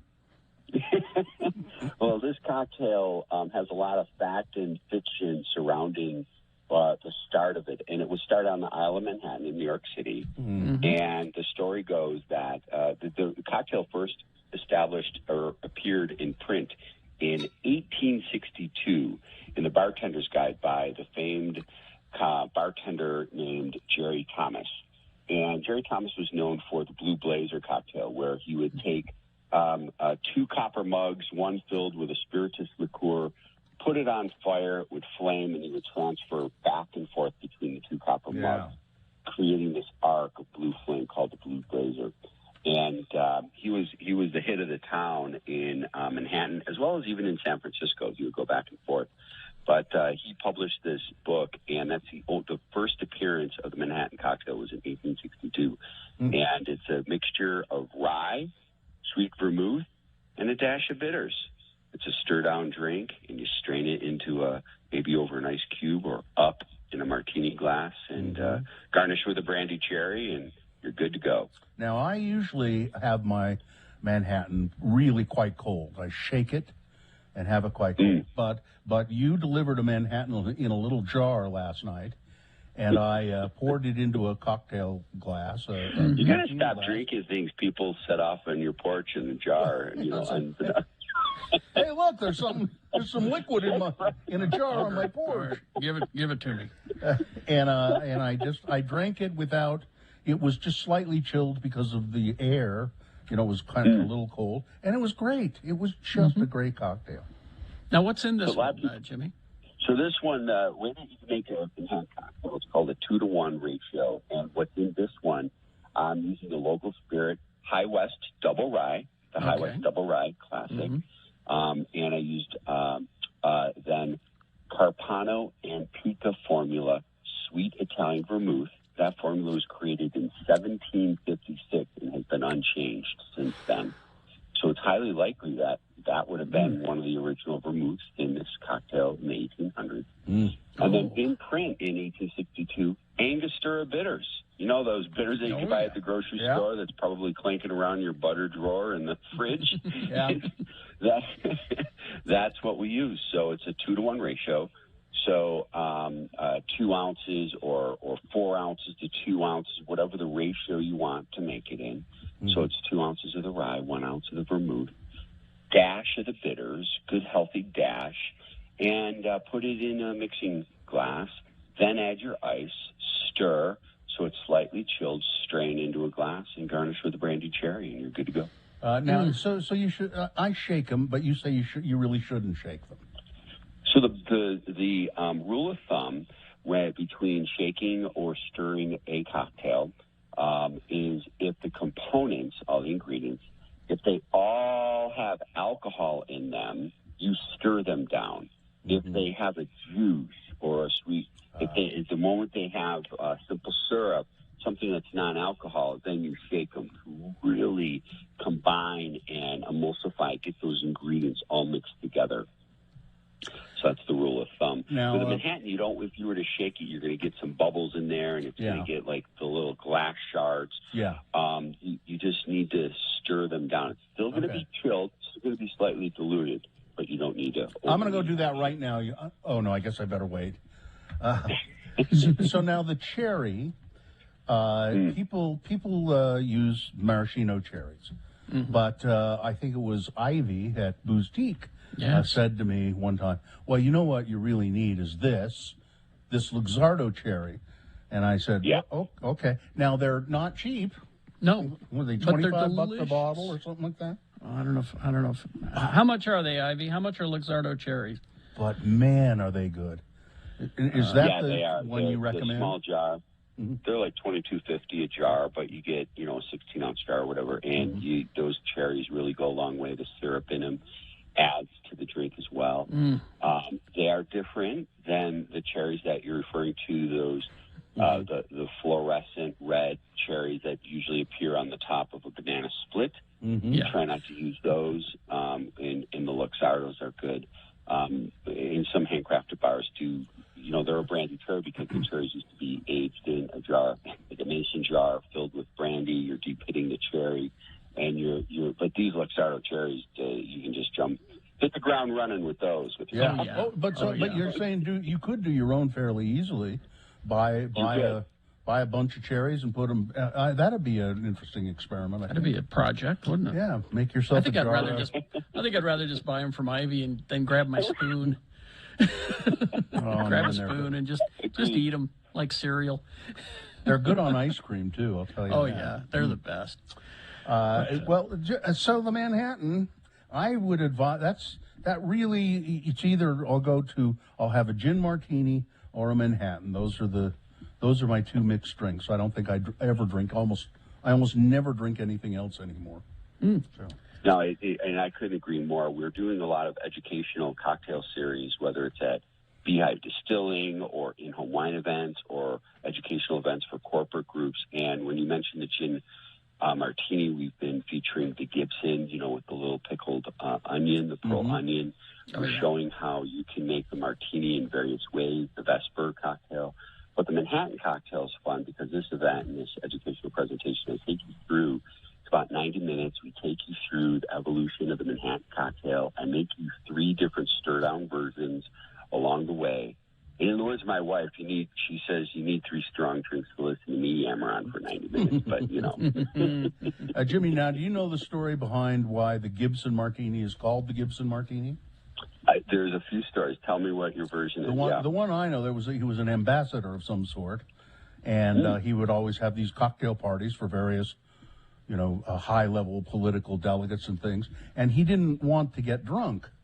So he would have his staff serve up martinis with the olives in them, but his was just water. And he'd say, so that I know which one is mine, put an onion in it. And his name was Ambassador Gibson. Yep, Ambassador Gibson. He was a teetotaler. That's right. That's one of the stories for sure. Isn't that fun how some things just come about? Yeah, I love it. Well, I would suggest that you have Jimmy teach a class. I got a text earlier from somebody who says we did this online version of this class, and it was not only educational, but it was entertaining as hell. And Jimmy is a hoot. Yeah. So hit the wineacademyofutah.com and get signed up for one of these. All right. Thank you, Jimmy. Everybody. Have a good weekend.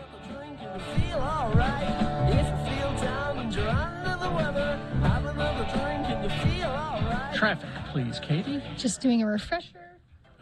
And let's see, crash both directions, SR 132, which is 5.5 miles off of Fountain Green in Juab County. So, out there.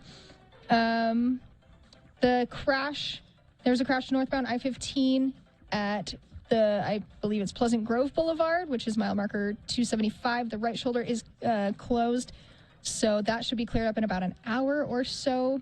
There was another crash both directions on 12th Street Highway 39 at 35th South in Weber.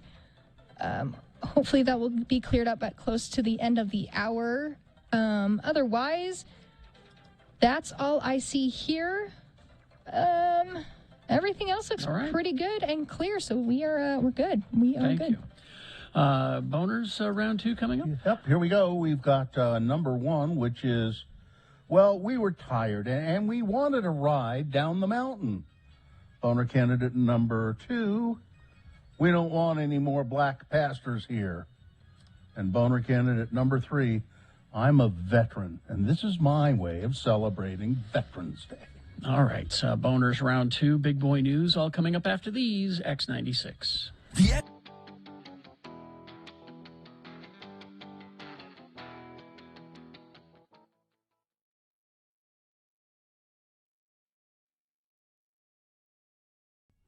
Why do you discount bird flu? Because that sounds too nice. It's going to be... How about avian flu? You feel better about avian flu? That's the same thing, isn't it? Yeah, but it sounds... I don't know. Swine flu. You think swine flu? The Hong Kong flu. The Asian flu. What was the one that there was the big epidemic? The Spanish flu. Was it the one? Was that the one that killed a lot of people in the early part of the century? I mean, really, in America, it killed hundreds and hundreds of people. That sounds meaner. Spanish flu.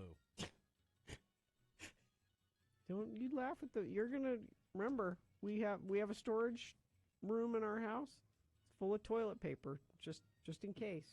Because it causes such horrible diarrhea.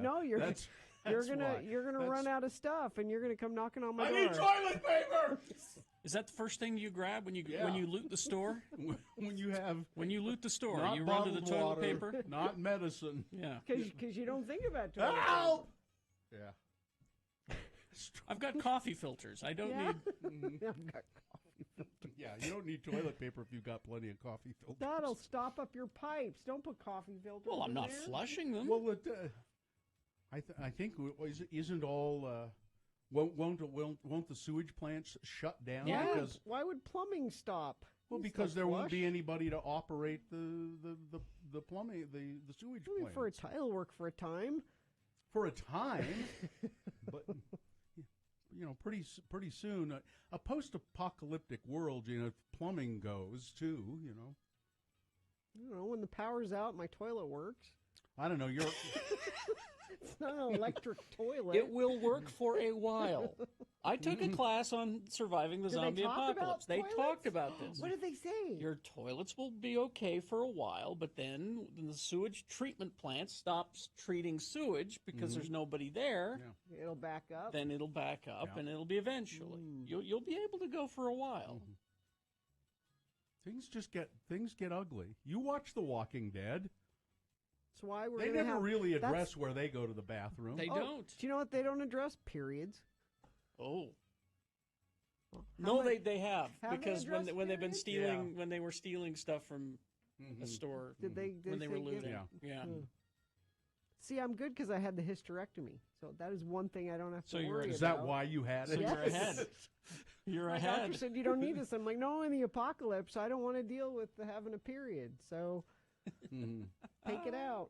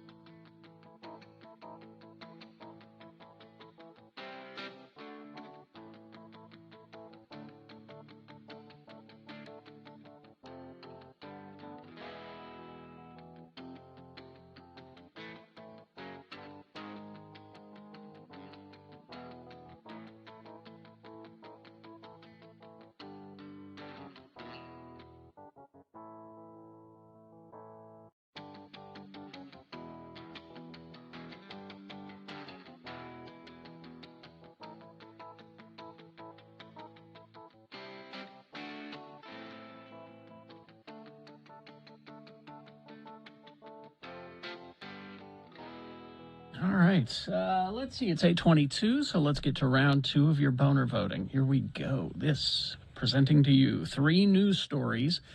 These are examples of bad, stupid, or funny human behavior. Now, you'll decide with your vote of these 3 candidates which one is the worst, which one is the most qualified to go forward to get that chance to become boner of the day. If it wins here, it'll go up against the winner of round 1's voting. We did that an hour ago. We'll take them both and we'll put them against each other. You will vote for boner of the day at 9:20. Let's worry about that later. First, we got to get this winner of round 2 going so that we can have a boner fight later and then boner of the week.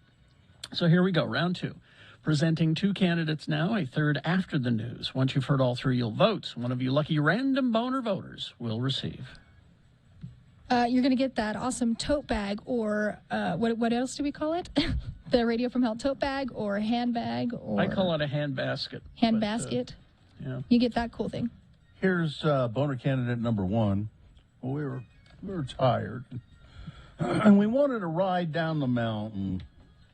An Ogden doctor has been charged with faking hypothermia to be airlifted off the highest mountain peak in North America. The U.S. District Court for the District of Alaska charged Dr. Jason Lance on Tuesday with 3 crimes connected to the incidents that occurred in May as he attempted to summit Mount Denali. Lance is listed as a radiologist with the Ogden Clinic. Court documents claim that Dr. Lance used a satellite device, a satellite phone, on May 24th to contact rescue officials to get evacuated off the mountain after abandoning an attempt to summit. When officials denied his request by responding, quote, "The helicopter cannot come to your location and is not flying anymore tonight," Lance wrote back, "Well, I can't descend safely because a patient's in shock, early hypothermia." Hearing the climbers were possibly facing fatal conditions because hypothermia will kill you, authorities launched a rescue helicopter with supplies in the hopes of reaching Dr. Lance and the other climbers. However, once in the air, the helicopter was informed by guides that the climbers were descending under their own power, that they were okay. The other climbers later told officials neither of them had suffered any form of medical shock or hypothermia at any point during their ascent or descent, contradicting Dr. Lance's claims. They added that they had spent hours trying to convince Dr. Lance to descend the mountain with them, but he refused, and that National Park Service was obligated to rescue them because we paid our fee. Dr. Lance, and a partner identified in court records as AR, were originally climbing Denali when AR began to exhibit symptoms of altitude sickness. Lance left AR behind with a separate group, and he continued toward the summit. He took his partner's satellite device with him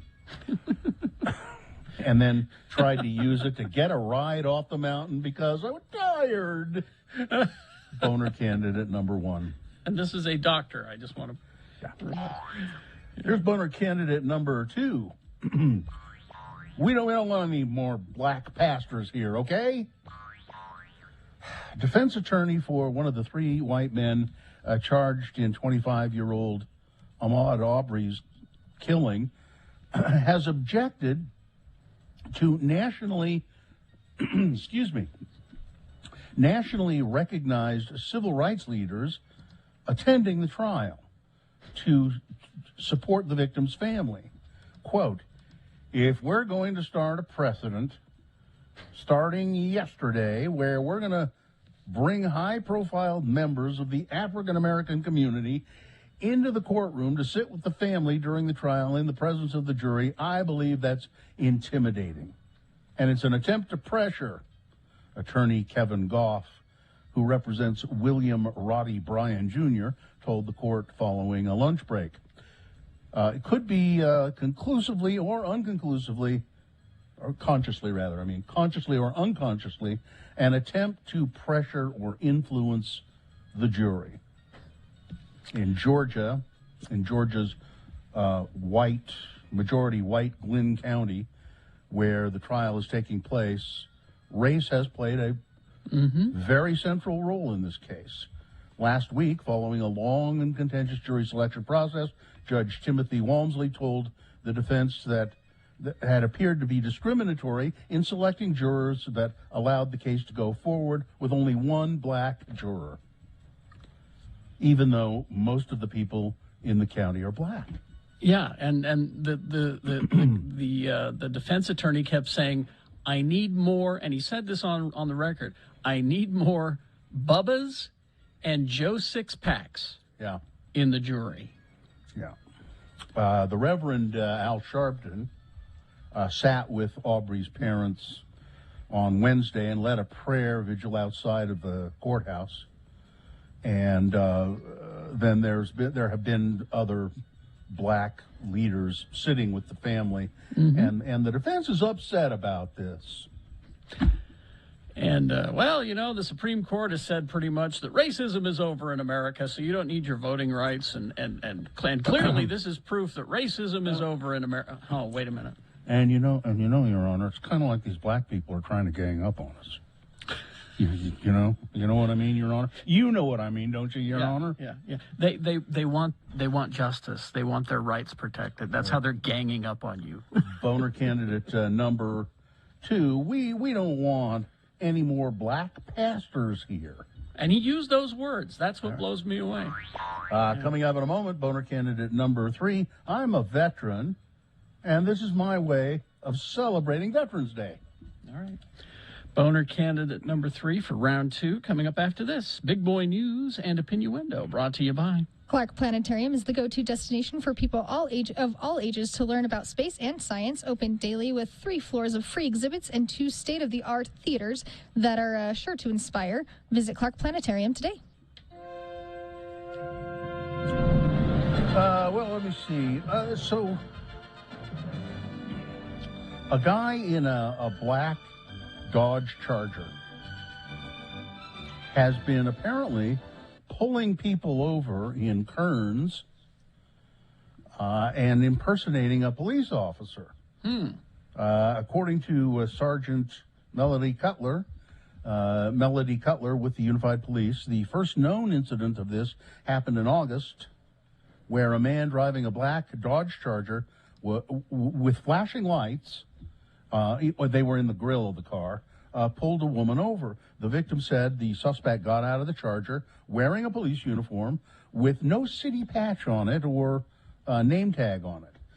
She said the man asked for her driver's license and registration, and then he asked her to get out of the car. And after that, the woman says, "Can I speak to your supervisor?" He handed her the license and the registration and went and got in his Dodge Charger and drove away. Oh, Jesus. Detectives attempted to find the man, find out if he was an officer maybe from another jurisdiction, and they discovered that no department in Salt Lake County has black Chargers, for one thing, as their official vehicles.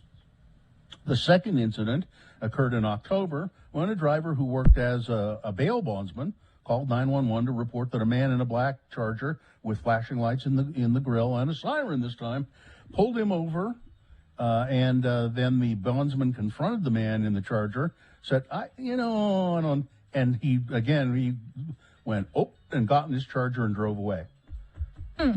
So if somebody is in a black Dodge Charger and they try to pull you over, don't fall for it, okay? Right. Saturday Night Live's Kyle Mooney. Did we mention this already? He's going to do a parody of an 80s cartoon show. I think we mentioned it yesterday, but I can't remember full details. Do you remember, Carrie? Did you talk? Carrie's doing his business. I don't think he can hear us at the moment. He might be having some technical problems. Well, I'm going to move over to this story then. Okay.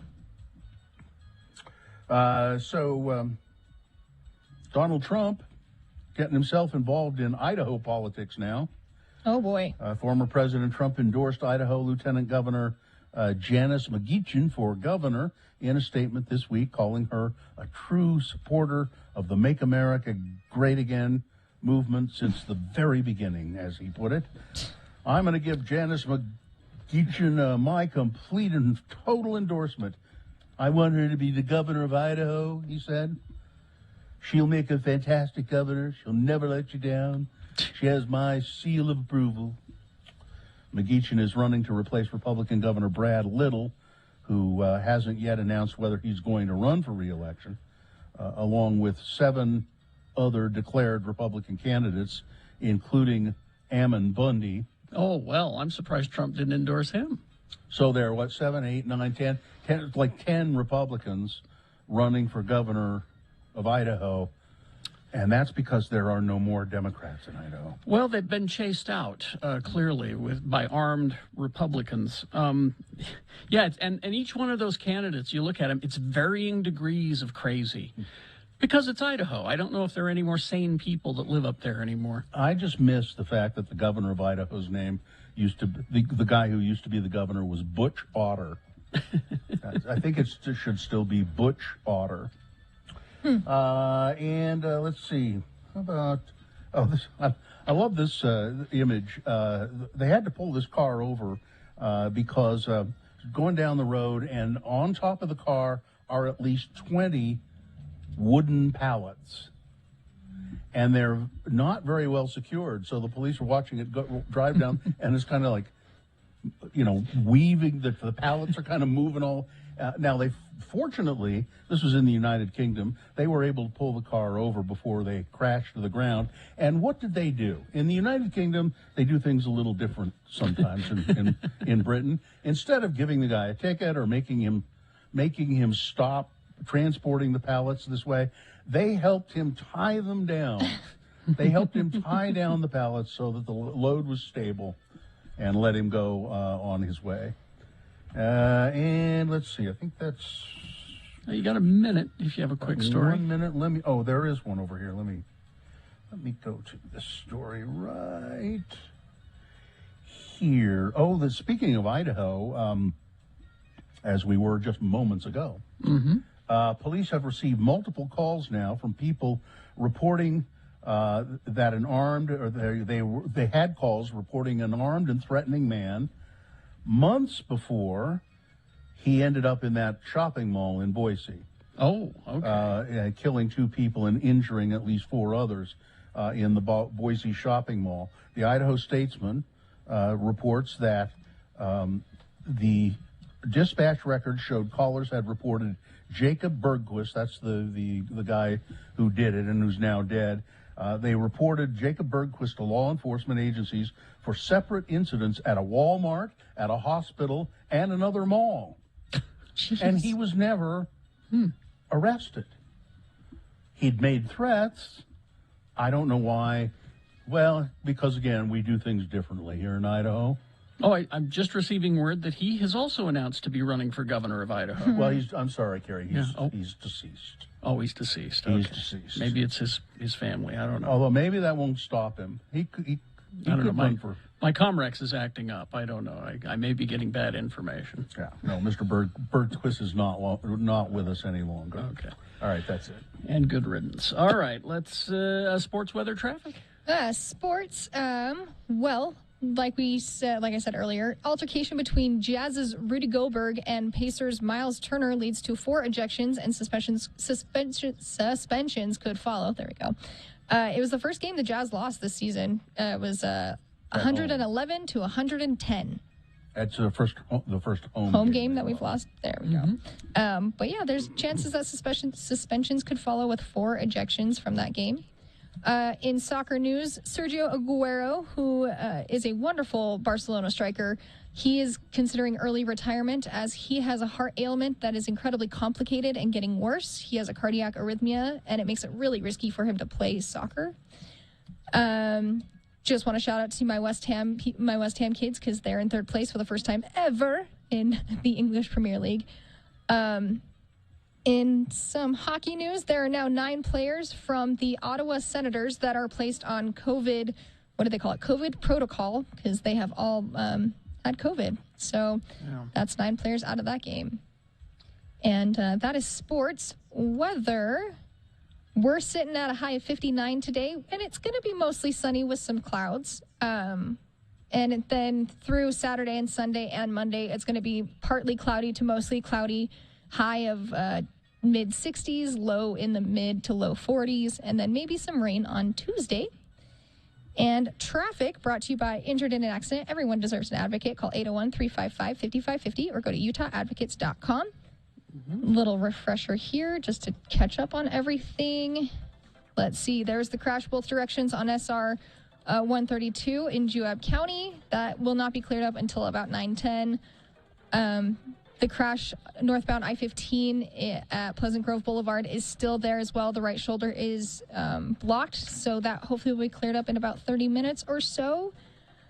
And everything else looks good. There's no slowage that I can see, but if you see anything that I am not seeing, you can text it to me at 33986 as long as it is safe for you to do so. Here's boner candidate number 3. Listen, I'm a veteran, and this is the way I'm going to celebrate Veterans Day. It's my way. 2 men actually had to be detained by Virginia Capitol Police on Thursday, a Veterans Day ceremony in Virginia at the Virginia War Memorial in Richmond, Virginia. 60-year-old Glenn Allen man parked his pickup truck near the memorial that was blocked off as a special parking zone, according to Capitol Police. A sign in the bed of the man's truck displayed the uncensored phrase, F. Biden. Big sign in the back of his truck. He drove up onto a sidewalk, around some barricades, back onto the 2nd Street, and then into the prohibited area, said Capitol Police spokesperson in an email, after he parked on 2nd in a spot that made his truck highly visible to the Veterans Day ceremony crowd. Capitol officers approached him and asked him then to move, which he did, but you could still see the sign, and so some people got some coats and things and covered the sign up. And they're being rather nice to this guy, I think, because... a little too nice. Yeah, I mean, now they were saying we're worried about, he has his free speech rights and so forth, and if that's the message he wants to... he left the sign covered. There are many, many, many ways to voice your displeasure with the Biden administration. Yeah. If you would like to do that. Now I missed the beginning of the story. He parked his truck where? Right, very close to the memorial, so everybody who was attending the ceremony could see it. Yeah. Yeah. I don't know. I don't think anybody would have batted an eye had they just arrested him and took him, carted him off. But to their credit, I guess the Capitol Police officers, the police officers in charge didn't do that. I mean, if he's not parked illegally. Yeah. Well, then he did park illegally at one point. Then you tow him away. Yeah. There you go. But, it's a Veterans Day, and I'm a veteran, and that's my way of celebrating. Number 3. Let's review the first 2 and vote. Number 1, we were tired. Wanted to ride down the mountain. At least that's what this Ogden doctor says. He said that we're suffering from hypothermia. They're trying to climb Denali. And he had a satellite phone and tried to get a helicopter ride down off the mountain. Everybody else involved, by the way, said, no, I mean, we were done. We were not going to make it, so we started hiking down, but nobody had hypothermia or anything. He just didn't want to go down. And then we had boner candidate number 2, which was, we don't want any more black pastors here in the courtroom because they're going to influence the jury. This is in the Ahmaud Arbery trial that's going on. And boner candidate number 3, I'm a veteran, and this is my way of celebrating Veterans Day. Okay, you've got to decide. Of all 3 of these candidates, which one is the worst? Which one should go forward to Boner Fight and possibly become Boner of the Day? Winning here secures it a spot in Boner Dome and ensures it will go up against the winner of Round 1's voting. We did that an hour ago. But we'll take both of these winners, and you'll decide boner of the day at 9:20. We can't do that, though, until you pick from this round 2 which one of these 3 should go forward to get that privilege to possibly be boner of the day in Boner Fight. So round 2, 1, 2, or 3. Remember your candidate number, the one that you think should win. Put that single digit in the message of a text. Text it to 33986. Or you can call the producer's booth at 877-602-9696. Use your voice to vote. Or go online, x96.com. Look for the box that says boner voting. And the date is November 12, 2021. And vote there. Now, if you don't see that box, refresh your browser. It'll appear. But you have until the end of these messages to do so. Let's go. This is round 2.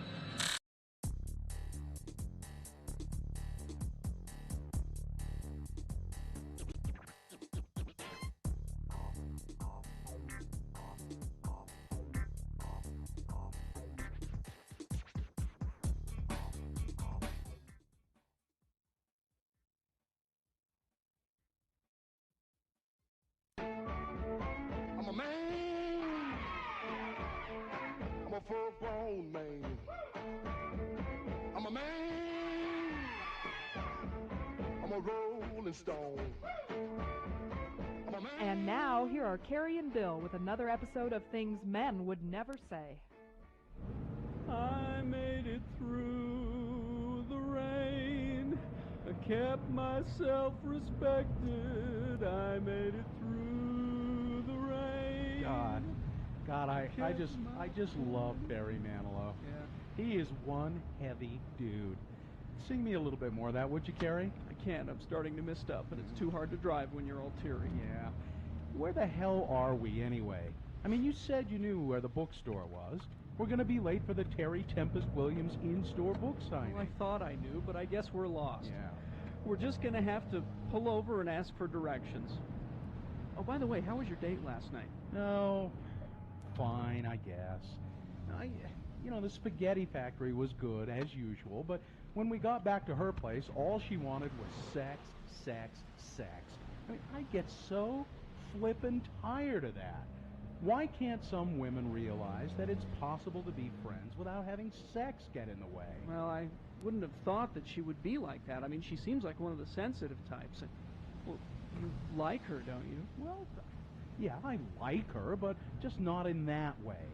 I mean, she seems like one of the sensitive types, you're right, but she doesn't really excite me sexually.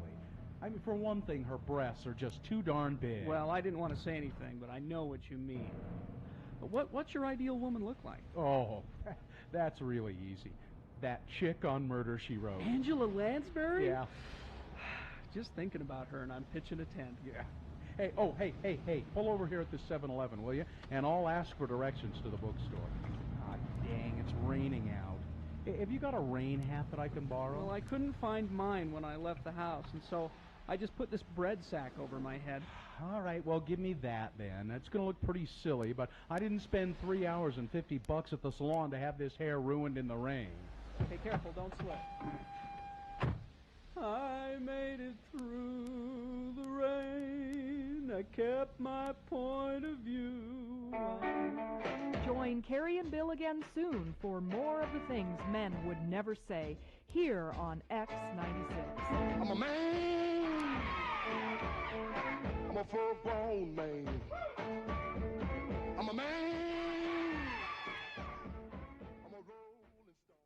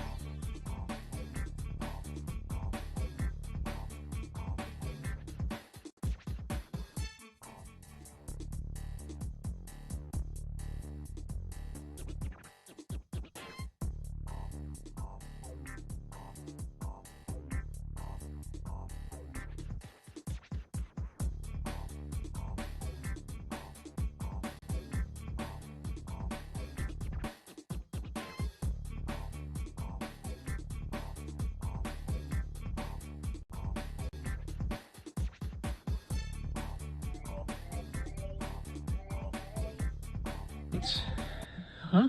Aren't we cute? Let's award, that was KSL, by the way. Let's award round 2 of your boners. And round 2 of the boner voting is brought to you in part by chocolate chip pumpkin cookies. Yum. And Boostique features accessories for wine and cocktails and pairs well with global pandemic. But if you're sober curious, Boostique has non-alcoholic wine, gin, and whiskey too. Open 11ish to 7 p.m. Monday through Saturday, 315 South East Broadway. I'm gonna have to try that non-alcoholic gin. Why? I don't like gin in the first place. So I'm just curious to see. Well, Katie, my advice to you then is don't try it. I wasn't going to. It tastes like pine trees. So we had boner candidate number 1 was the, and you know, that's the one I thought had the best chance of winning. We were tired and we wanted to ride down the mountain. The doctor who tried to convince the rescue people, the satellite rescue people on Mount Denali, that he and his fellow climbers were suffering from hypothermia and were on the verge of death. They needed immediate helicopter rescue.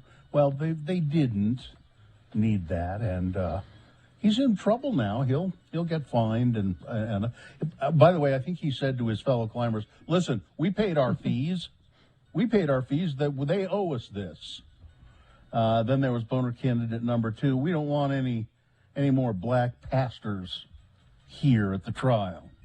That's the defense lawyers in the Ahmaud Arbery murder case, defending those 3 Yahoo Southern gentlemen, who are accused of killing Ahmaud Arbery.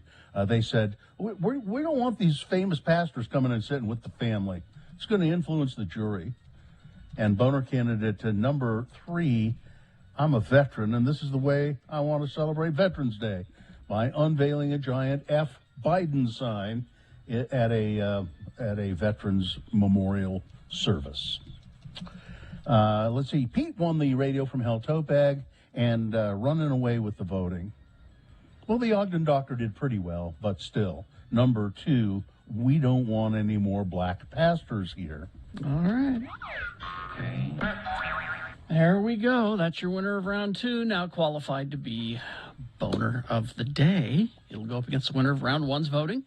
And then once we get boner of the day at 9:20, that's when you'll vote. Then we'll take that candidate and present it to Dave Mattson, the flower guy, who will take all candidates for this week and decide boner of the week for us. All right. David Schold is on the phone. David does emergency. I don't know your official title, David. Emergency preparedness for Salt Lake County. So I help coordinate the COVID-19 response and recovery efforts between the health department and other agencies and organizations in Salt Lake County. So it's good talking to you all today. Yeah, like I said, emergency preparedness. That's So I guess you're heavily involved right now in the vaccination of young people. Now that that's available, does there seem to be a demand for it, and how's it going? It's going well. Definitely exciting times. We had people waiting once the news was released that the 5 to 11-year-old age group was eligible. And so, in the first weekend, we had over 2,500 vaccinations, and that's Salt Lake County Health Department alone. Mm-hmm. That doesn't count pharmacies. We're running clinics at all the public health clinics, but also at schools. And so, yes, there's a good demand. We're excited about it, and we've been doing this 2 years or so, and it's good news that 5 to 11-year-olds can get vaccinated. Yes. And we should point out that this doesn't. People don't have to bring money with them at all. This is free. Yeah, no, it's absolutely free of charge at Salt Lake County Health Department. You need a legal guardian or parent present, mm-hmm. And it's nice and easy. How's the county handling people who want boosters, booster shots? I know that there were some you know, for a while there they were saying, oh well, you shouldn't get a booster unless you're over 65 and you have underlying health conditions. That has that totally gone away now, and anybody who wants one can get one? The CDC updated its guidance. Again, whether it's Walgreens, CVS, your pharmacy, a hospital, the health department, clinics, booster shots are available. I got mine at the public health clinic. It was great, and they were playing Cars, the movie, in the waiting area. So yeah, exactly. Totally a different experience than the mass vaccination sites, but very professional individuals, and it just feels good to maintain that attentiveness. Yeah. So it's been what, 6?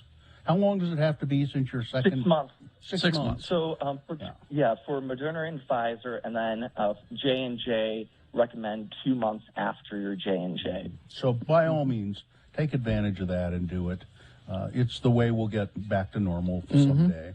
Hey, David, we're out of time. Thanks for talking with us. No worries. Right. What's your website? It is slco.org/health. Okay. See you later. Thank you, David. Thanks, Talk everyone. to you later. Traffic, please, Katie. Traffic. Let me do a quick refresh really fast. Make sure that everything's up to date. That crash on both directions in Juab County is still going on and not cleared yet. Otherwise, everything else looks pretty good. There's no other new crashes that I am told of that UDOT wants to tell me about, and I don't see anything in the texting, so we are good. That's traffic.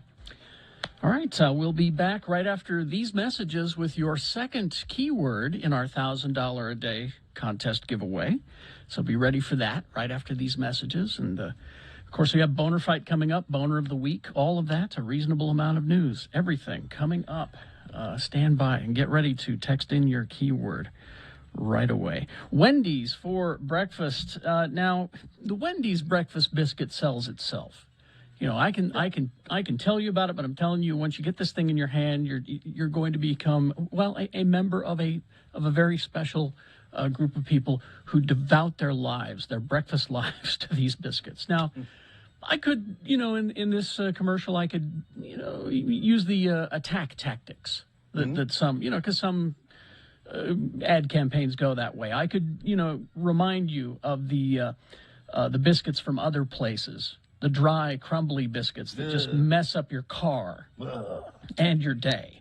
Yeah. But with Wendy's, you've got the melt-in-your-mouth buttery goodness of the breakfast biscuit sandwich. And to top it all off, they're only $1, just $1. And so here's your choices. That's why every morning you get a hot, buttery Wendy's breakfast biscuit with bacon, that's the oven-baked bacon, or sausage, delicious, superior than the others. Egg and cheese for just $1. Hit the drive-thru at Wendy's.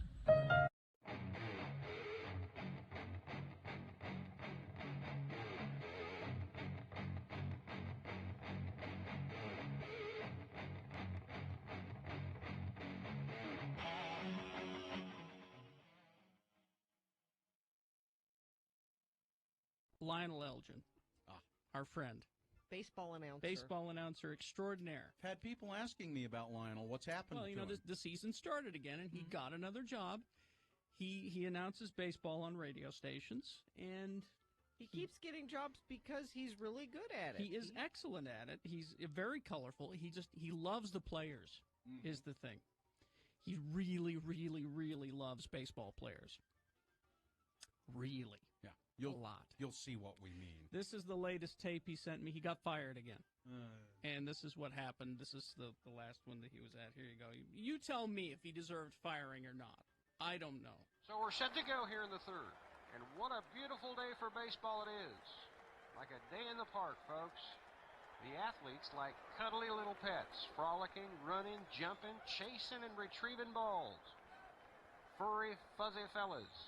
So here comes Davis now, 0 for 1 today, flying out to right in the first.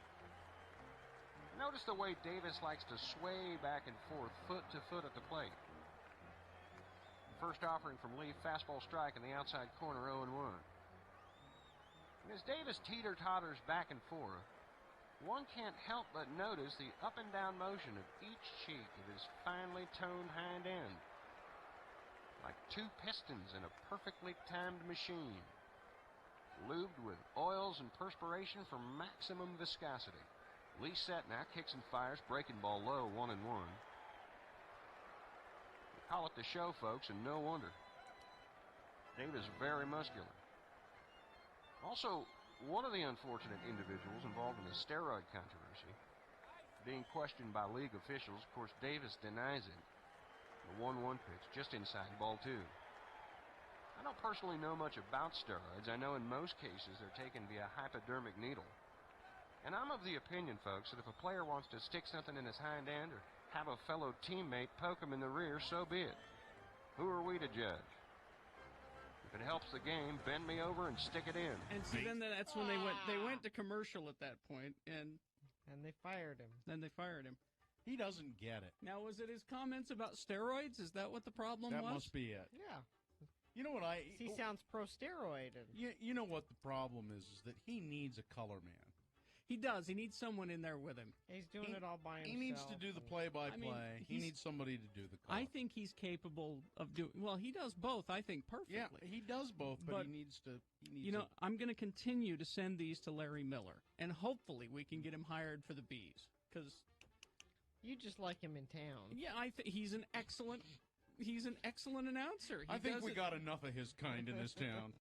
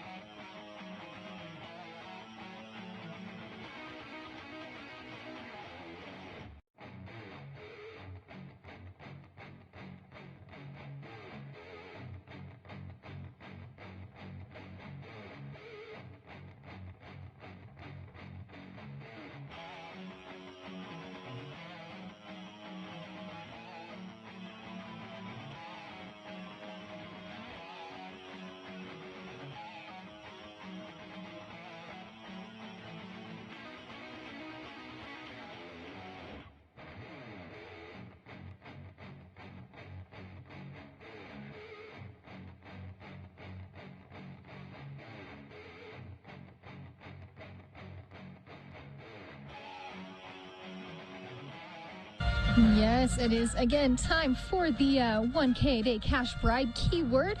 Remember, it happens on the odd hours, 7, 9, and 11 a.m., then 1, 3, and 5 p.m. Listen in, get all the keywords for a chance to win $1,000. And right now, here is the keyword for 9 a.m. It's loot, L-O-O-T, loot. Just text that to 33986 to get a chance to win $1,000. And don't miss the next one at 11.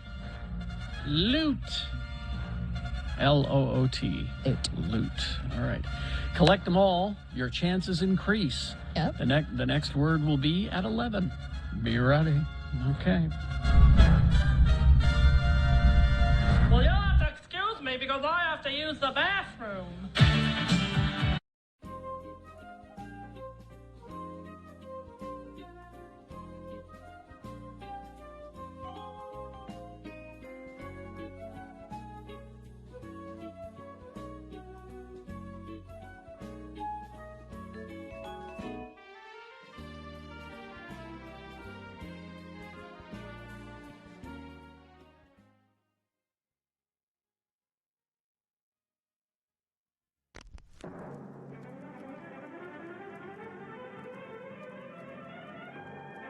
It's often said that the people of Utah speak a language all their own. It's a language that's often confusing and even incomprehensible to newcomers here in the Beehive State.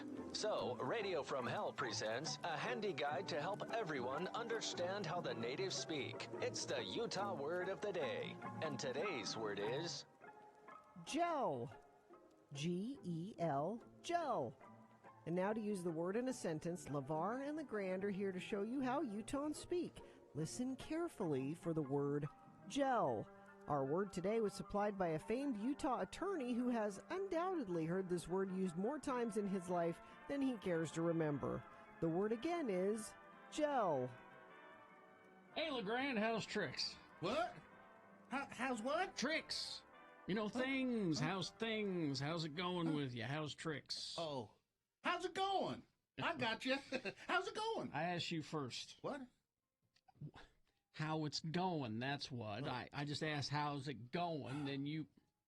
Never mind. What's wrong with you? Well, sure. I mean, no doubt I'm just fine. I'm a little distracted, maybe. Who wants to know? Never mind. What's got you so distracted, LeGrand? Well, I was speaking on the phone with my uncle down to Moab. My Uncle LeGrand. I'm LeVar, you're LeGrand. That's the... so's my uncle. Huh? Yeah, LeGrand Peterson. He owns a small gravel pit down to Moab. Wait a second. Ain't you LeGrand Peterson? No, I'm LeGrand Peterson. He's Peter S-E-N, I'm Peter S-O-N. Well, hell, that's confusing. Not to us. But anywho, he wants me to come down to Moab, help him catch some appliance dumpers. Some what? Someone has been dumping old appliances into his gravel pit. Oh. And he can't catch them. There's like 10 old fridges there and more every couple of days. So my uncle, LeGrand, will have to pay to have them all hauled away. And that's going to get expensive. But if he can catch who's doing it, maybe he can get reimbursed. And if not, well, he's just going to have them thrown in jail. I guess illegal dumping can get you jail time. It's jailable, all right. So long as the gels down there ain't full. Yep. Yeah. But I got a few things to take care of first. Hey, LeVar, I just noticed your hair looks kind of different. You using some kind of junk in it? Yes, my wife made me try it. It's some kind of new hair gel. Join us again some other time as we examine how the Utah natives speak with the Utah word of the day.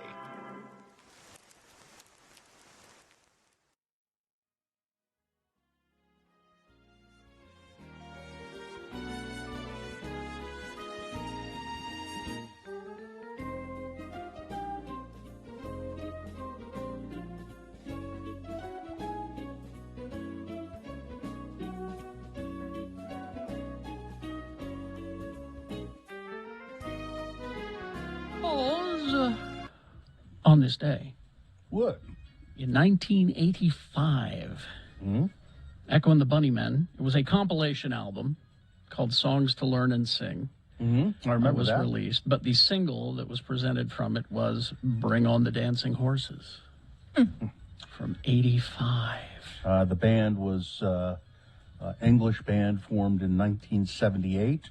The original lineup consisted of vocalist Ian McCullough, Will Sargent on guitar, bassist Les Patterson, and by 1980, Pete DeFreitas had joined the band as the drummer. And what's the story? I'm trying to remember if it's true who Echo is. There's different, Oh, here it is.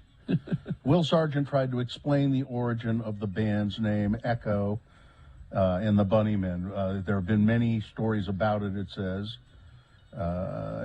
We had this mate, you see, who kept suggesting all these names like the Dasmen or Glycerol or Fan Extractors. Glycerol sounds like something you put in your car. And he said Echo and the Bunnymen was one of the names that he suggested. And I said, well, that name is just as stupid as the rest of them. So so they just some guy who kept throwing out names.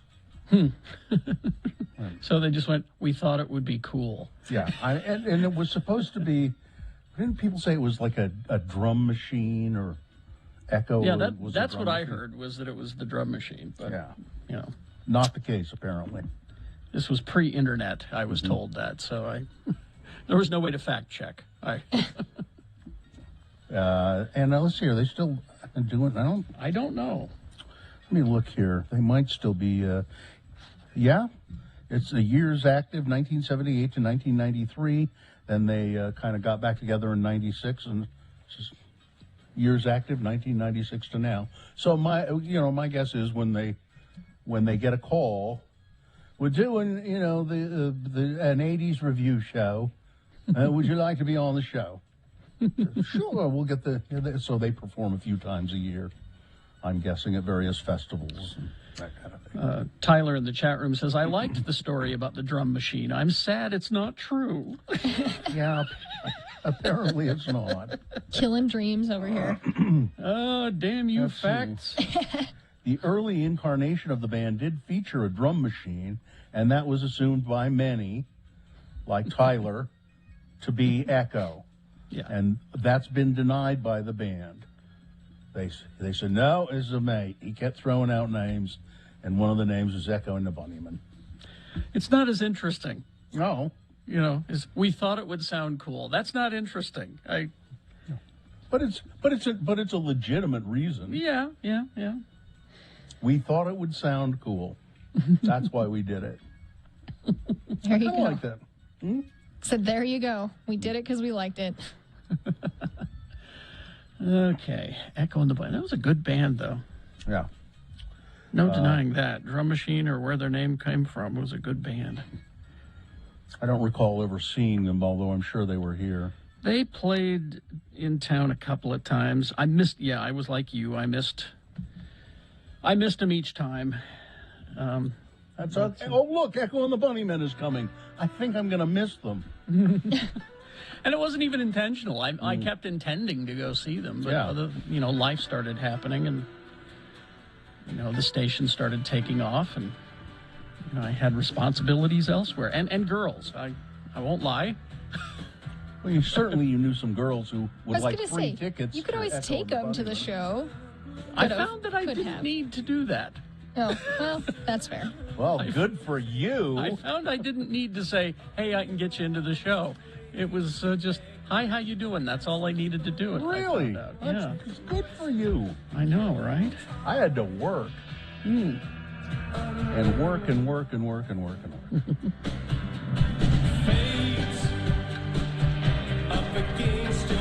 Oh, yeah, I like this one. Mm-hmm. Killing Moon. Do you know any of these songs, Katie? You don't? I knew that one. Killing Moon? Yeah. How about this one? This one was always a pleasure to play on the radio. I like the intro.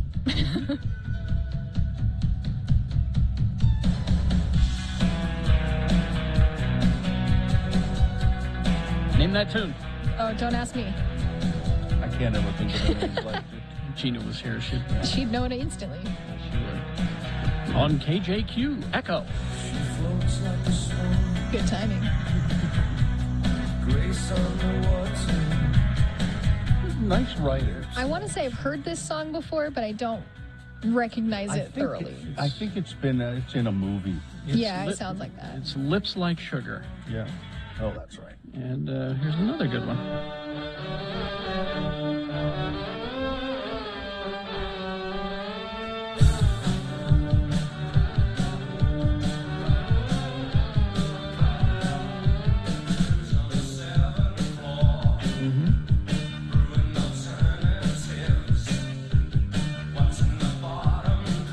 I like the lo-fi quality of this one. The cutter.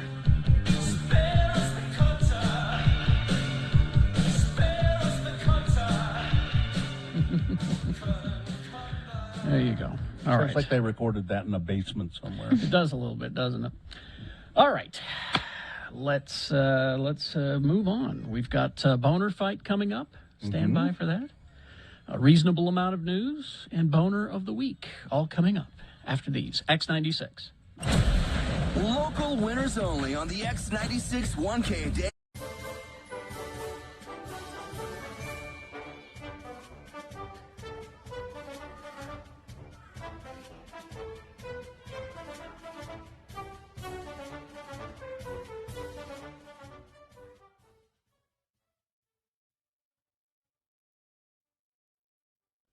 I had a bizarre experience yesterday. What? So I ordered. So I don't order a lot of stuff from Amazon, but my gosh, it's really convenient. You know? I was going to say, why not? That's Yeah, I mean, I don't know why I don't do it more, but it's because it hurts local businesses. Yeah, I'd That's rather why, shop That's locally. the reason you shouldn't. I'd rather shop locally, but there were every once in a while there's a specialty item I can't find, or I can't find. Maybe it's a pair of some clothing I can't find the right size or whatever. So anyway, I ordered this item. It doesn't matter what it was from Amazon. And it was $10, and it was free shipping because I'd have Amazon Prime. Mm-hmm. So, and then the way they track the packages, man, it's really slick. I mean, they say, okay, the package is left here, and now it's here, and now it's here, and then they say the package has been delivered to your house. It's on your front porch, and it was there at 3:15. Yeah. So when it said that, I went out and there was no package, and I'm looking around. I go, "There's no package anywhere." But clearly it said 3:15. So I got a hold of Amazon, and they said, "Well," I said, "maybe it just got delivered. It must have just gotten delivered somewhere else." And they said, "Well, we'll just refund your money." And I said, "Well, I don't know. Should I wait a day or two?" "Well, you could, but we'll just refund your money, and we'll give you a $5 credit for your trouble." And I said, "Okay, thanks." And then I thought, I'm not going to order that thing again anyway. I'll go try and find it somewhere else. So yesterday, the woman next door comes over and says, "Here, this was delivered to my house." Now, Amazon has already said they're going to credit my account for $10. So she comes over and says, "Here, this package was delivered here accidentally. It's for you. It's the missing item." So my decision then is, do I keep it and steal $10 from Amazon? Or no, I don't. So now you're on record. Right. Well, This is the radio bill? No. So I say to myself, no, of course I don't. And I called them.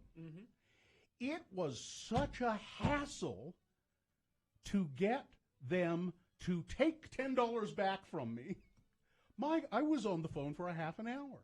It's like they couldn't figure out how to do it practically. Nobody's ever called to give us money back. I said, I just don't want to cheat you out of this $10. Well, okay. It's like we're not used to people. It's just $10. Doing the right thing. I mean, I was on hold for 20 minutes while this woman tried to figure out how to. She wasn't quite. So either she was inept or it just doesn't happen. I don't know. But what a hassle to to give them back their $10. And I hope I still get my $5 credit. I'm sure you will. I hope.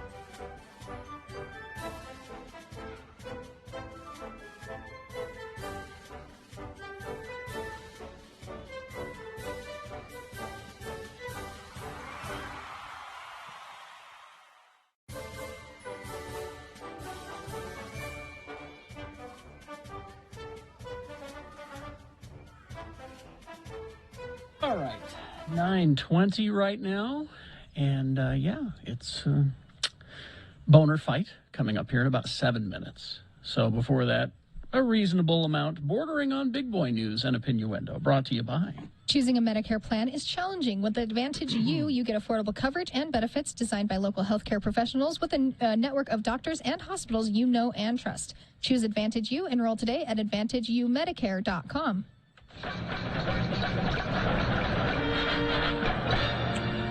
After spotting U2 bassist Adam Clayton on tour wearing a Echo and the Bunnymen t-shirt, frontman Ian McCullough, frontman for Echo and the Bunnymen, said, well, that's a lot cooler than slagging off someone who you don't know. Echo and the Bunnymen have finally made their peace with U2 after decades of discord. Frontman Ian McCullough had once branded U2 because I didn't know this, but Echo and the Bunnymen also Irish. Had branded their Irish rivals as music for plumbers and bricklayers. That's all they do. However, after spotting U2 bass player Adam Clayton wearing an Echo and the Bunnyman t-shirt, he said, I thought, well, that's pretty cool, really. They know that I've made bad comments about them, and yet they're still wearing the t-shirt. Adam is now my favorite bass player, and Larry Mullen is my favorite drummer, so all is well. The Bunnymen, Echo and the Bunnymen, now this was a few years ago, they had an album coming out, and that's why they started talking about this again. Ian said he never had anything really against Bono and U2 other than having to deal with U2 overload, as he put it. They were just everywhere. And we couldn't get, it was hard for us to, he said there was probably a little bit of resentment there that they were so popular. See, this is something I did not know, that there was a beef between U2 and Echo and the Bunnymen. There was. I had no idea. The U2 and Echo and the Bunnymen war, but it had finally, and now, I mean, they're not, they don't go over to each other's houses, but they're cool with each other. Isn't that nice? Britney Spears. Uh-oh. Independence Day may finally have arrived. At a hearing in downtown Los Angeles courtroom today, a judge will decide whether to terminate the conservatorship that has exercised great control, vast control, over Britney Spears' life and money for nearly 14 years. With no significant opposition from anybody involved, it appears likely that Judge Brenda Penny will dissolve the legal arrangement. Britney Spears' attorney, her parents, the court appointees who control the conservatorship all publicly support terminating the conservatorship. She was my very first concert in 2000. Yeah. I still have my ticket from the Delta Center. Did you enjoy it? I loved it. Yeah. Yeah. So Jody Montgomery, who is the conservator who oversees the singer's life and medical decisions, has developed a care plan with Britney's therapists, and with doctors to guide her through the end of the conservatorship and its aftermath. So I think they're saying there, this is going to be an emotional time for Britney Spears, and all evidence would point to the fact that she is not that stable sometimes. And so they've got doctors ready and therapists ready to counsel her. They're standing by. Yeah, I mean, that seems nice. Britney Spears is 39 years old now. It's not clear whether she'll take part in the hearing today. Fans who have demanded that the court free Britney, whom she has credited with bringing her to this point, will be outside the courthouse in significant numbers. It's interesting. I mean, it is true that there's no doubt that her fan base and the people who were so into all of this, they really are the ones who brought a lot of this about. Got it out into the public eye, because Britney Spears, kept saying for years, this is terrible. I don't like this. My dad is not the best person to run things for me. And nobody listened. But then you get enough fans out there, and somehow they were able to change the mind of, at least get the issue into court. Yeah. Gene Simmons, Kiss. Yes. He's ripping on anti-vaxxers. He says, if you're willing to walk among us unvaccinated, you are an enemy. He blasts COVID-19 deniers and unvaccinated Americans, calling them the enemy. If you're willing to walk among us, you are an enemy. I don't care about your political beliefs. Rock and roll all-night singer, the rock and roll all-night singer says. That's some bad writing. That is. While discussing canceling the tour dates. So he's pretty bitter about this because they had to cancel a bunch of stuff because of COVID. Now, he says that I guess Kiss is still maintaining that they canceled their Las Vegas residency because of COVID. But I think you said, Carrie, that it was pretty clear that the ticket sales weren't there. Ticket sales weren't there, and from what I understand, they, as much as Gene complains about this, and he's right, everything he's saying is right. Sure. Don't get me wrong. Apparently, they weren't following the rules with that tour as well as they could have. Following what, the COVID protocols? The COVID protocols. They said that they were doing these COVID protocols, but they weren't exactly, Yeah. following. Well, it's hard. Mm-hmm. It's hard when you've got Star Child and, he just wants to go his own way all the time. I used to have a toothbrush that would sing this to me every time I brushed my teeth. Yeah. It was the best song you could choose in the toothbrush section that they had back in the day. I don't think I'd care for that. It was, I don't know. I thought it was cool when I was a kid. And then let's see here. We've got, Jack White says 2 new albums coming in 2022. Not 2? one, but 2. Oh. The last time you got a solo album from Jack White was 2018 with Boarding House Reach. Now, Jack White has revealed that he's ending that drought in a big way with next year he's releasing a new album called Fear of the Dawn on April 8th. And then a few months after that, July 22nd, he will drop another new album, Entering Heaven Alive. Oh, okay. I look forward to hearing any and all of it. He's a talented guy. Yeah, he is. I don't understand the hate that there are people who... Are there? Oh, yeah. Yeah, I haven't talked to these people in a long time, with good reason. I remember them just... I was at a dinner party, and these people were like, "Why are you playing the Hype Stripes?" And I went, "Who? Who? No, it's all hype with the White Stripes and Jack White." And I said, "Really? Have you heard him play? I mean, because it doesn't sound like hype to me. It sounds like some real talent happening there." The Conan O'Brien podcast, Conan O'Brien Needs a Friend, Jack White wrote the theme song for that. Mm-hmm. And it is just the most lovely little song with wonderful lyrics and a sweet melody. And it's just a very, it's just so nicely done, so beautifully done. Mm-hmm. He's a very talented guy. Extremely. Hell of a guitar player, too. All right. Is that all you got? Yeah. All right. Let me get this going then. Here we go. It's Boner Fight, the final round.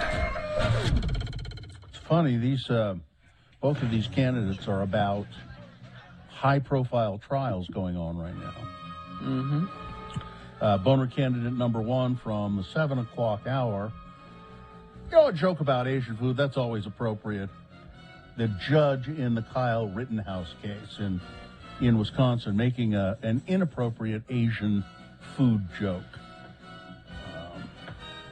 Well, and it wasn't like he did it behind closed doors where he didn't think anybody was listening. No, the cameras have been on. We've caught everything that he has done to show that he's clearly biased. I mean, you know. That's number one.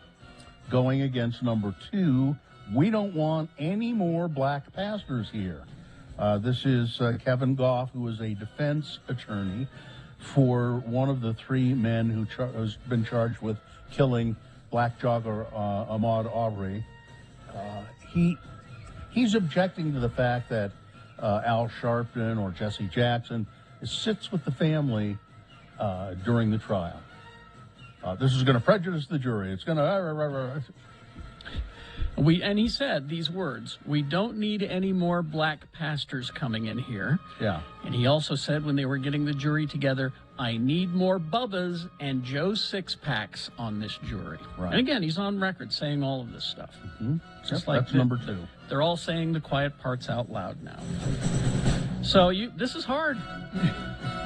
You've got to choose between these two candidates, and I can't pick because they're both bad, but it's up to you. One or two, remember your candidate, or the one that you think should win. Put that single digit in the message of a text and then text that to 33986, all right?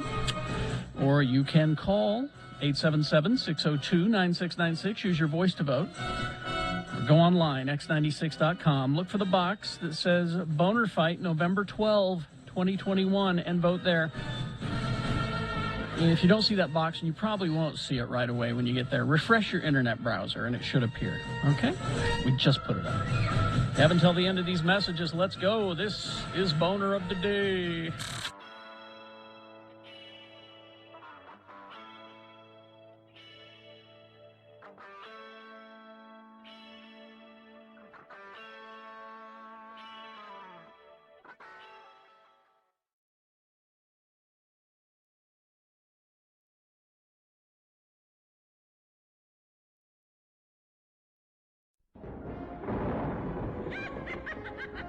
Hello, kiddies. It's me, your old friend, the bookkeeper.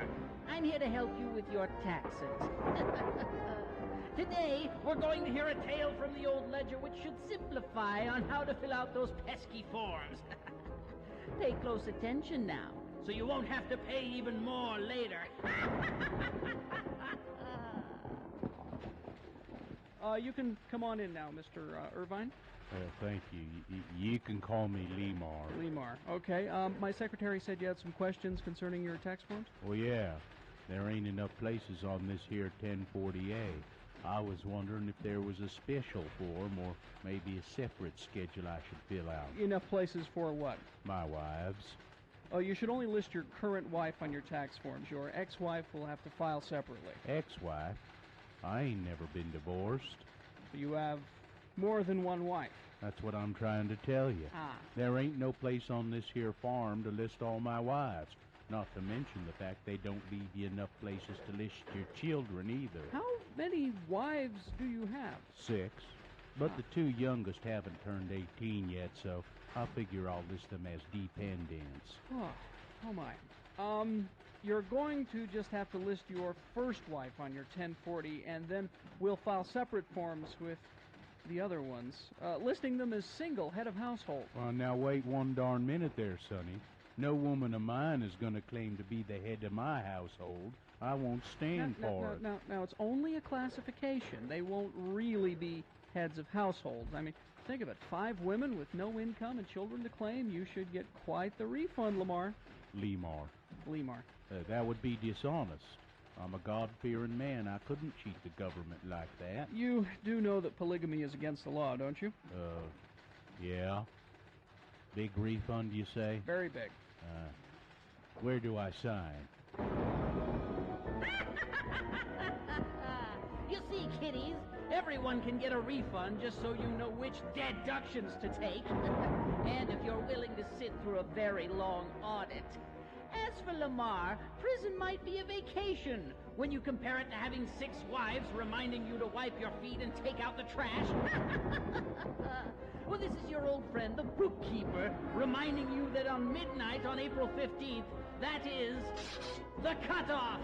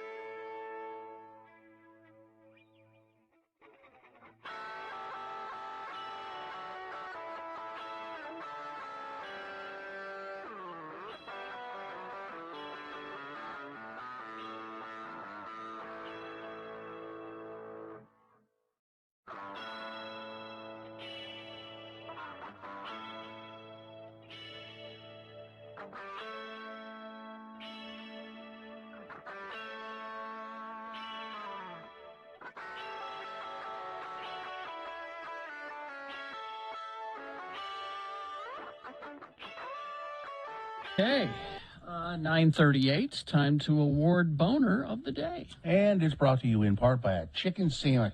And Robber's Roost Campsite Cordial, Rock and Bourbon. Enjoy this rich, warming, spiced whiskey spirit straight from the bottle, or pour it in a tin cup and sip it by a fire.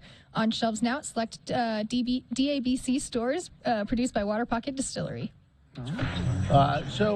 Apparently, now we'll announce the winner of the Boner Fight here. Apparently made a little error in one of the other Boner candidates. We may address that before the end of the show, so sit tight on that.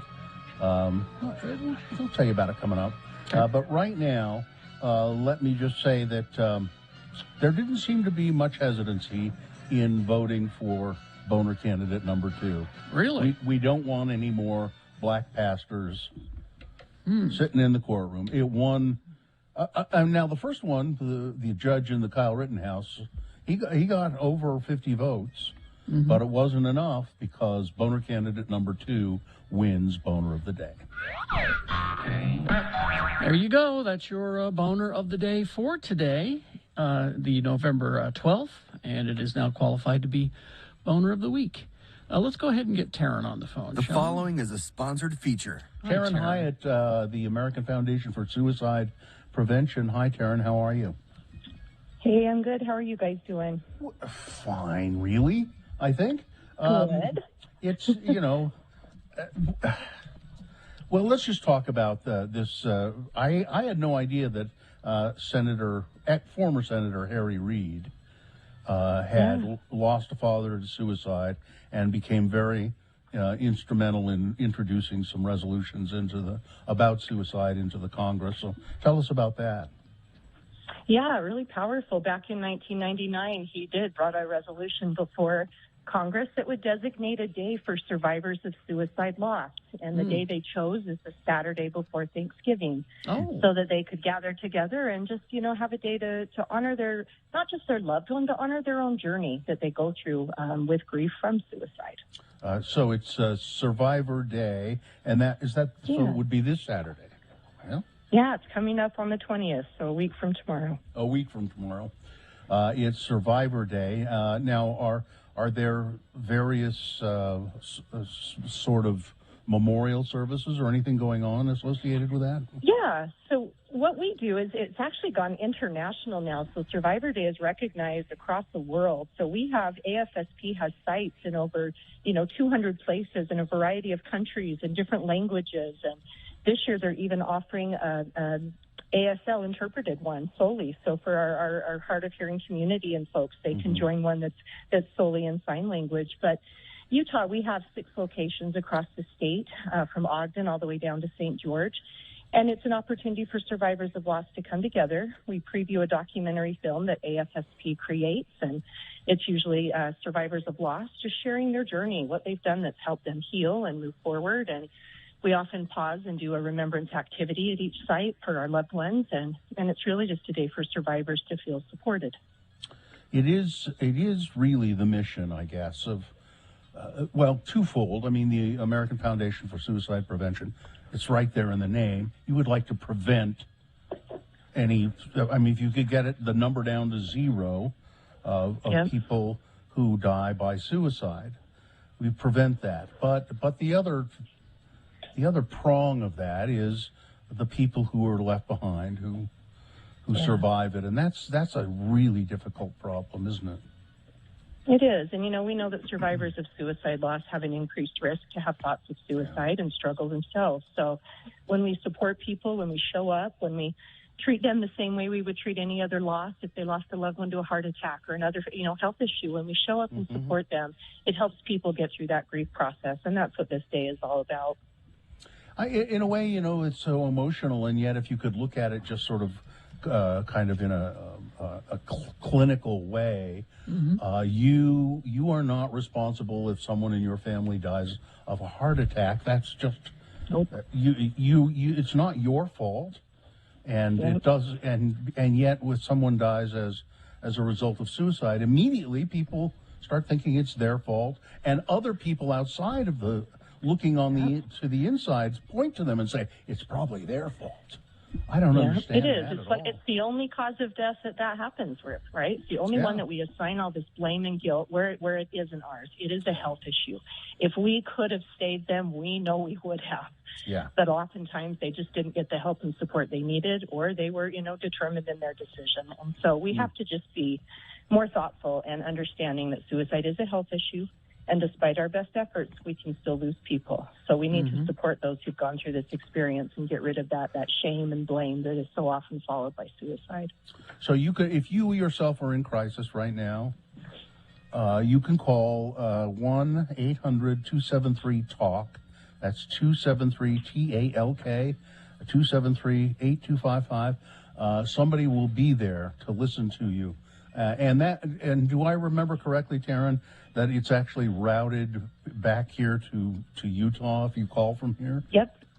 Huntston Mental Health Institute is where your call will be answered. Oh, so you'll get a local to talk to. Yeah. Oh, good. Yeah. Good. And it's based on area code. So if you're calling from outside Utah area code, you'll be routed to your local state that area code resides in crisis center. Oh, okay. And then how do people get involved on the 20th in the Survivors Day? Yeah. So if you just go to afsp.org/Survivor Day, you can find a site near you. Again, we have 6 locations in the state of Utah. We are asking people to be safe and smart. Either show us your vaccine, come with a negative COVID test, or put a mask on. We want people to be safe at our events. We're going to be indoors with each other for a few hours. So please just encourage that, safe practice to keep one another well. All right. Taryn, thank you very much. And have a lovely Thanksgiving.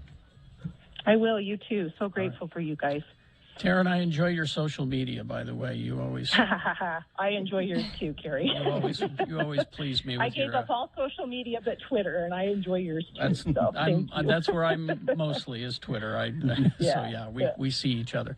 All right, thank you, Taryn. We'll talk to you later. We'll take a break. We will be back with Boner of the Week and Crawling Towards the Exit, X96. It's the X.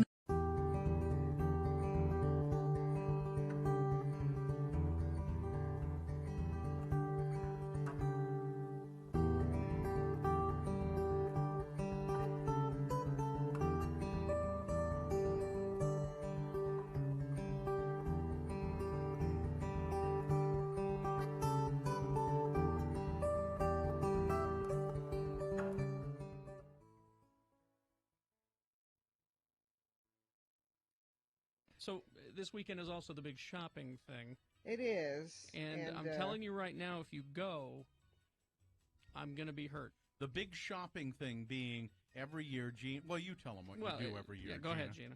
It's my mom, the Sainted Mary Claire, and 3 of her friends, and all their daughters.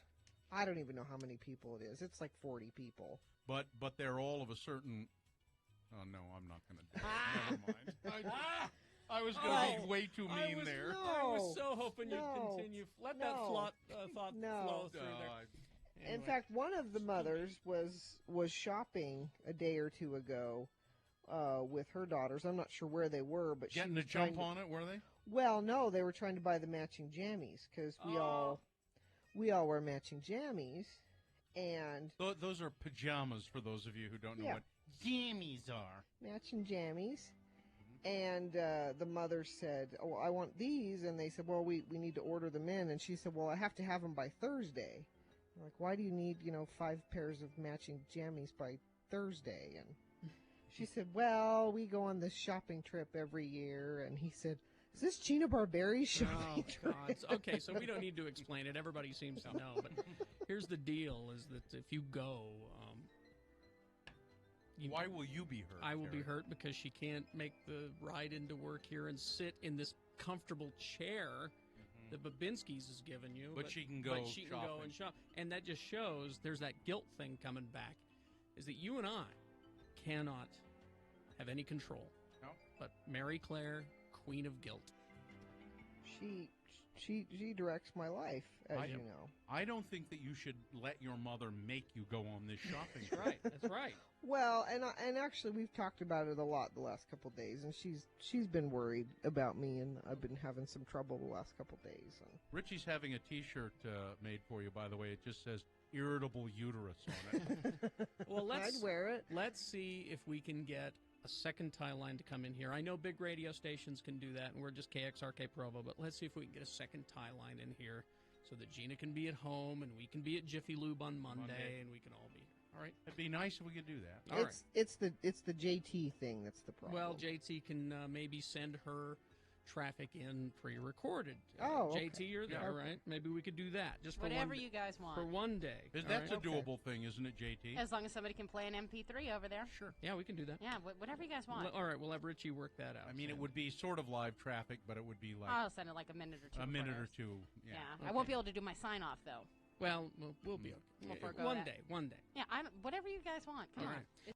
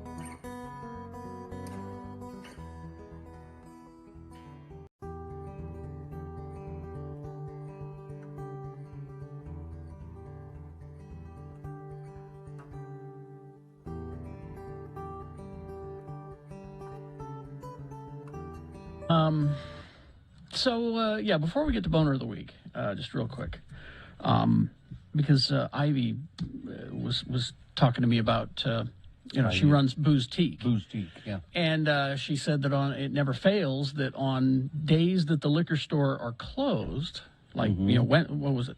Yesterday. Yesterday, Veterans Day. Veterans Day. That she gets phone calls from people wondering if she's open and selling liquor. And then she pointed out that this little bit of copy we have for that Robber's Roost delicious the bourbon and rocks. The bourbon and rocks, delicious stuff. She said, I wonder if in that we should say at state liquor stores or at the DABC, because she's concerned, and maybe this is correct. Maybe I'm trying to wrap my head around this. We've got so many people moving in to the state who aren't used to this kind of thing, who aren't really sure how our liquor laws work. So I'm wondering if maybe in the future we maybe do a liquor store 101 with Jimmy, or I don't know. Let him struggle through it like the rest of us had to. I think in the copy for Robber's Roost, it does say. What does it say in the available? It says something about available at state liquor stores. Yeah, so. I wonder if she has a point. Yeah, I mean it is confusing, But and the thing is, most of them are moving into, like in that Lehigh American Fork area, because that's where the Silicon Slopes are, and there aren't many liquor stores in that area. Yeah, they'll figure it out. Mm-hmm. Oh, Ivy says people come into the store as well, not just calling. Well, you got that fake booze for them. That'll tide them. That'll hold them over. That non-alcoholic gin. I just think that maybe we should think about it. I don't know. I'll talk with Jimmy about it, see what he thinks. Before we do Boner of the Week, too quickly, I got this email from Adam. Yes. You ran a boner candidate with a headline that I believe you should apologize for. The veteran was charged for covering up the F. Biden sign. Also, nowhere in the story is it specified that the truck driver was a veteran. So I went back and looked at the story, and he's right. Adam is correct. Okay. It was at a veterans memorial, but the guy who drove the truck up there with the F. Biden sign on it, it does not say anywhere in the story that he himself was a veteran. Okay. As a matter of fact, the indication is probably he was not, and the people who went and covered up the sign were veterans who thought that the sign was disrespectful. And Adam goes on to say, not all of us veterans are Trump-loving Republicans that you believe us to be. I think we deserve better. And Adam, you're right. I think I just made that kind of leap in my head, and that was me being prejudiced, and I shouldn't have allowed that to happen. So thanks for setting us straight on that. You good? Yeah, none of the veterans I know are Trump supporters. All the veterans I know are actually they aren't happy with him at all. But then, of course, I run in a very interesting weird veterans. And you're the weird veterans. Yeah, I. Yeah. My contact list keeps getting shorter by the year. So I'm culling people constantly. Let's get Dave on the phone and let's do Boner of the Week and get out of here. I think he's there. David, are you there? Hi-ho. Hi-ho. Ahoy, hoy, and Heidi-ho. Dave, the flower guy, is here. He's going to do the Boner of the Week for us, and we got to dive right into it, Dave, because we're running late. Are you set? Yeah. Okay, pay attention. Here we go.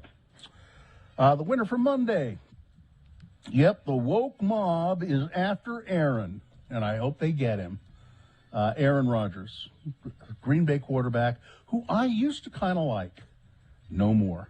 His anti-vax stand and his attempts to brush it off or to cover it up, just ridiculous. Yep. Boner candidate number 2 from Tuesday, Gozar the Slayer.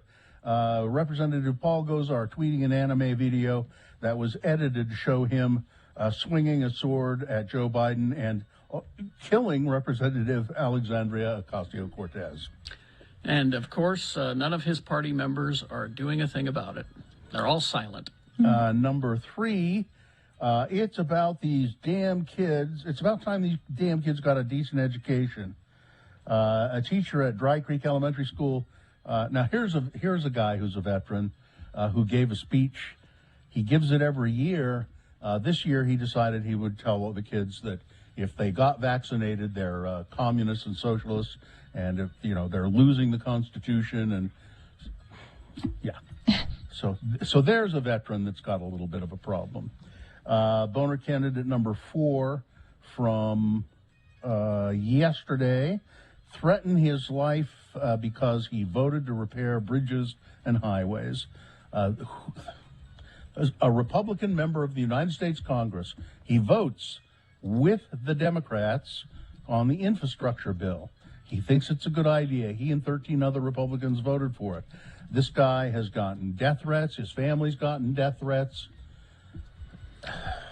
He just wants to bring, non-crumbling bridges and roads and clean water and jobs, child care and jobs. That's all. But no, he's a communist. That's all. And then from today, we don't want any more black pastors here.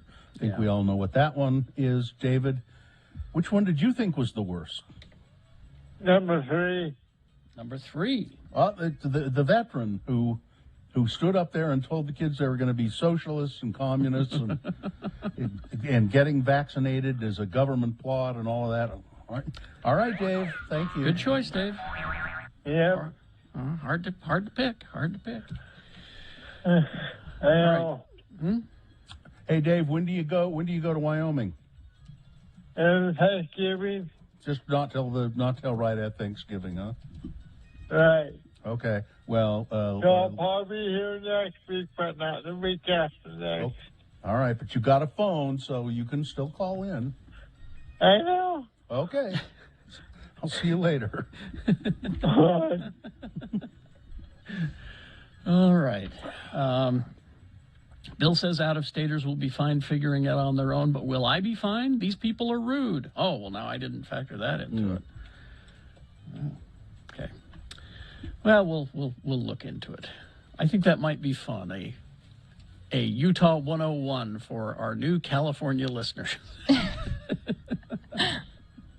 So they get to learn our language and our lingos, and then other things. Yeah, we gotta educate them. They're moving here. They need to know some stuff. That's We're right. here to help.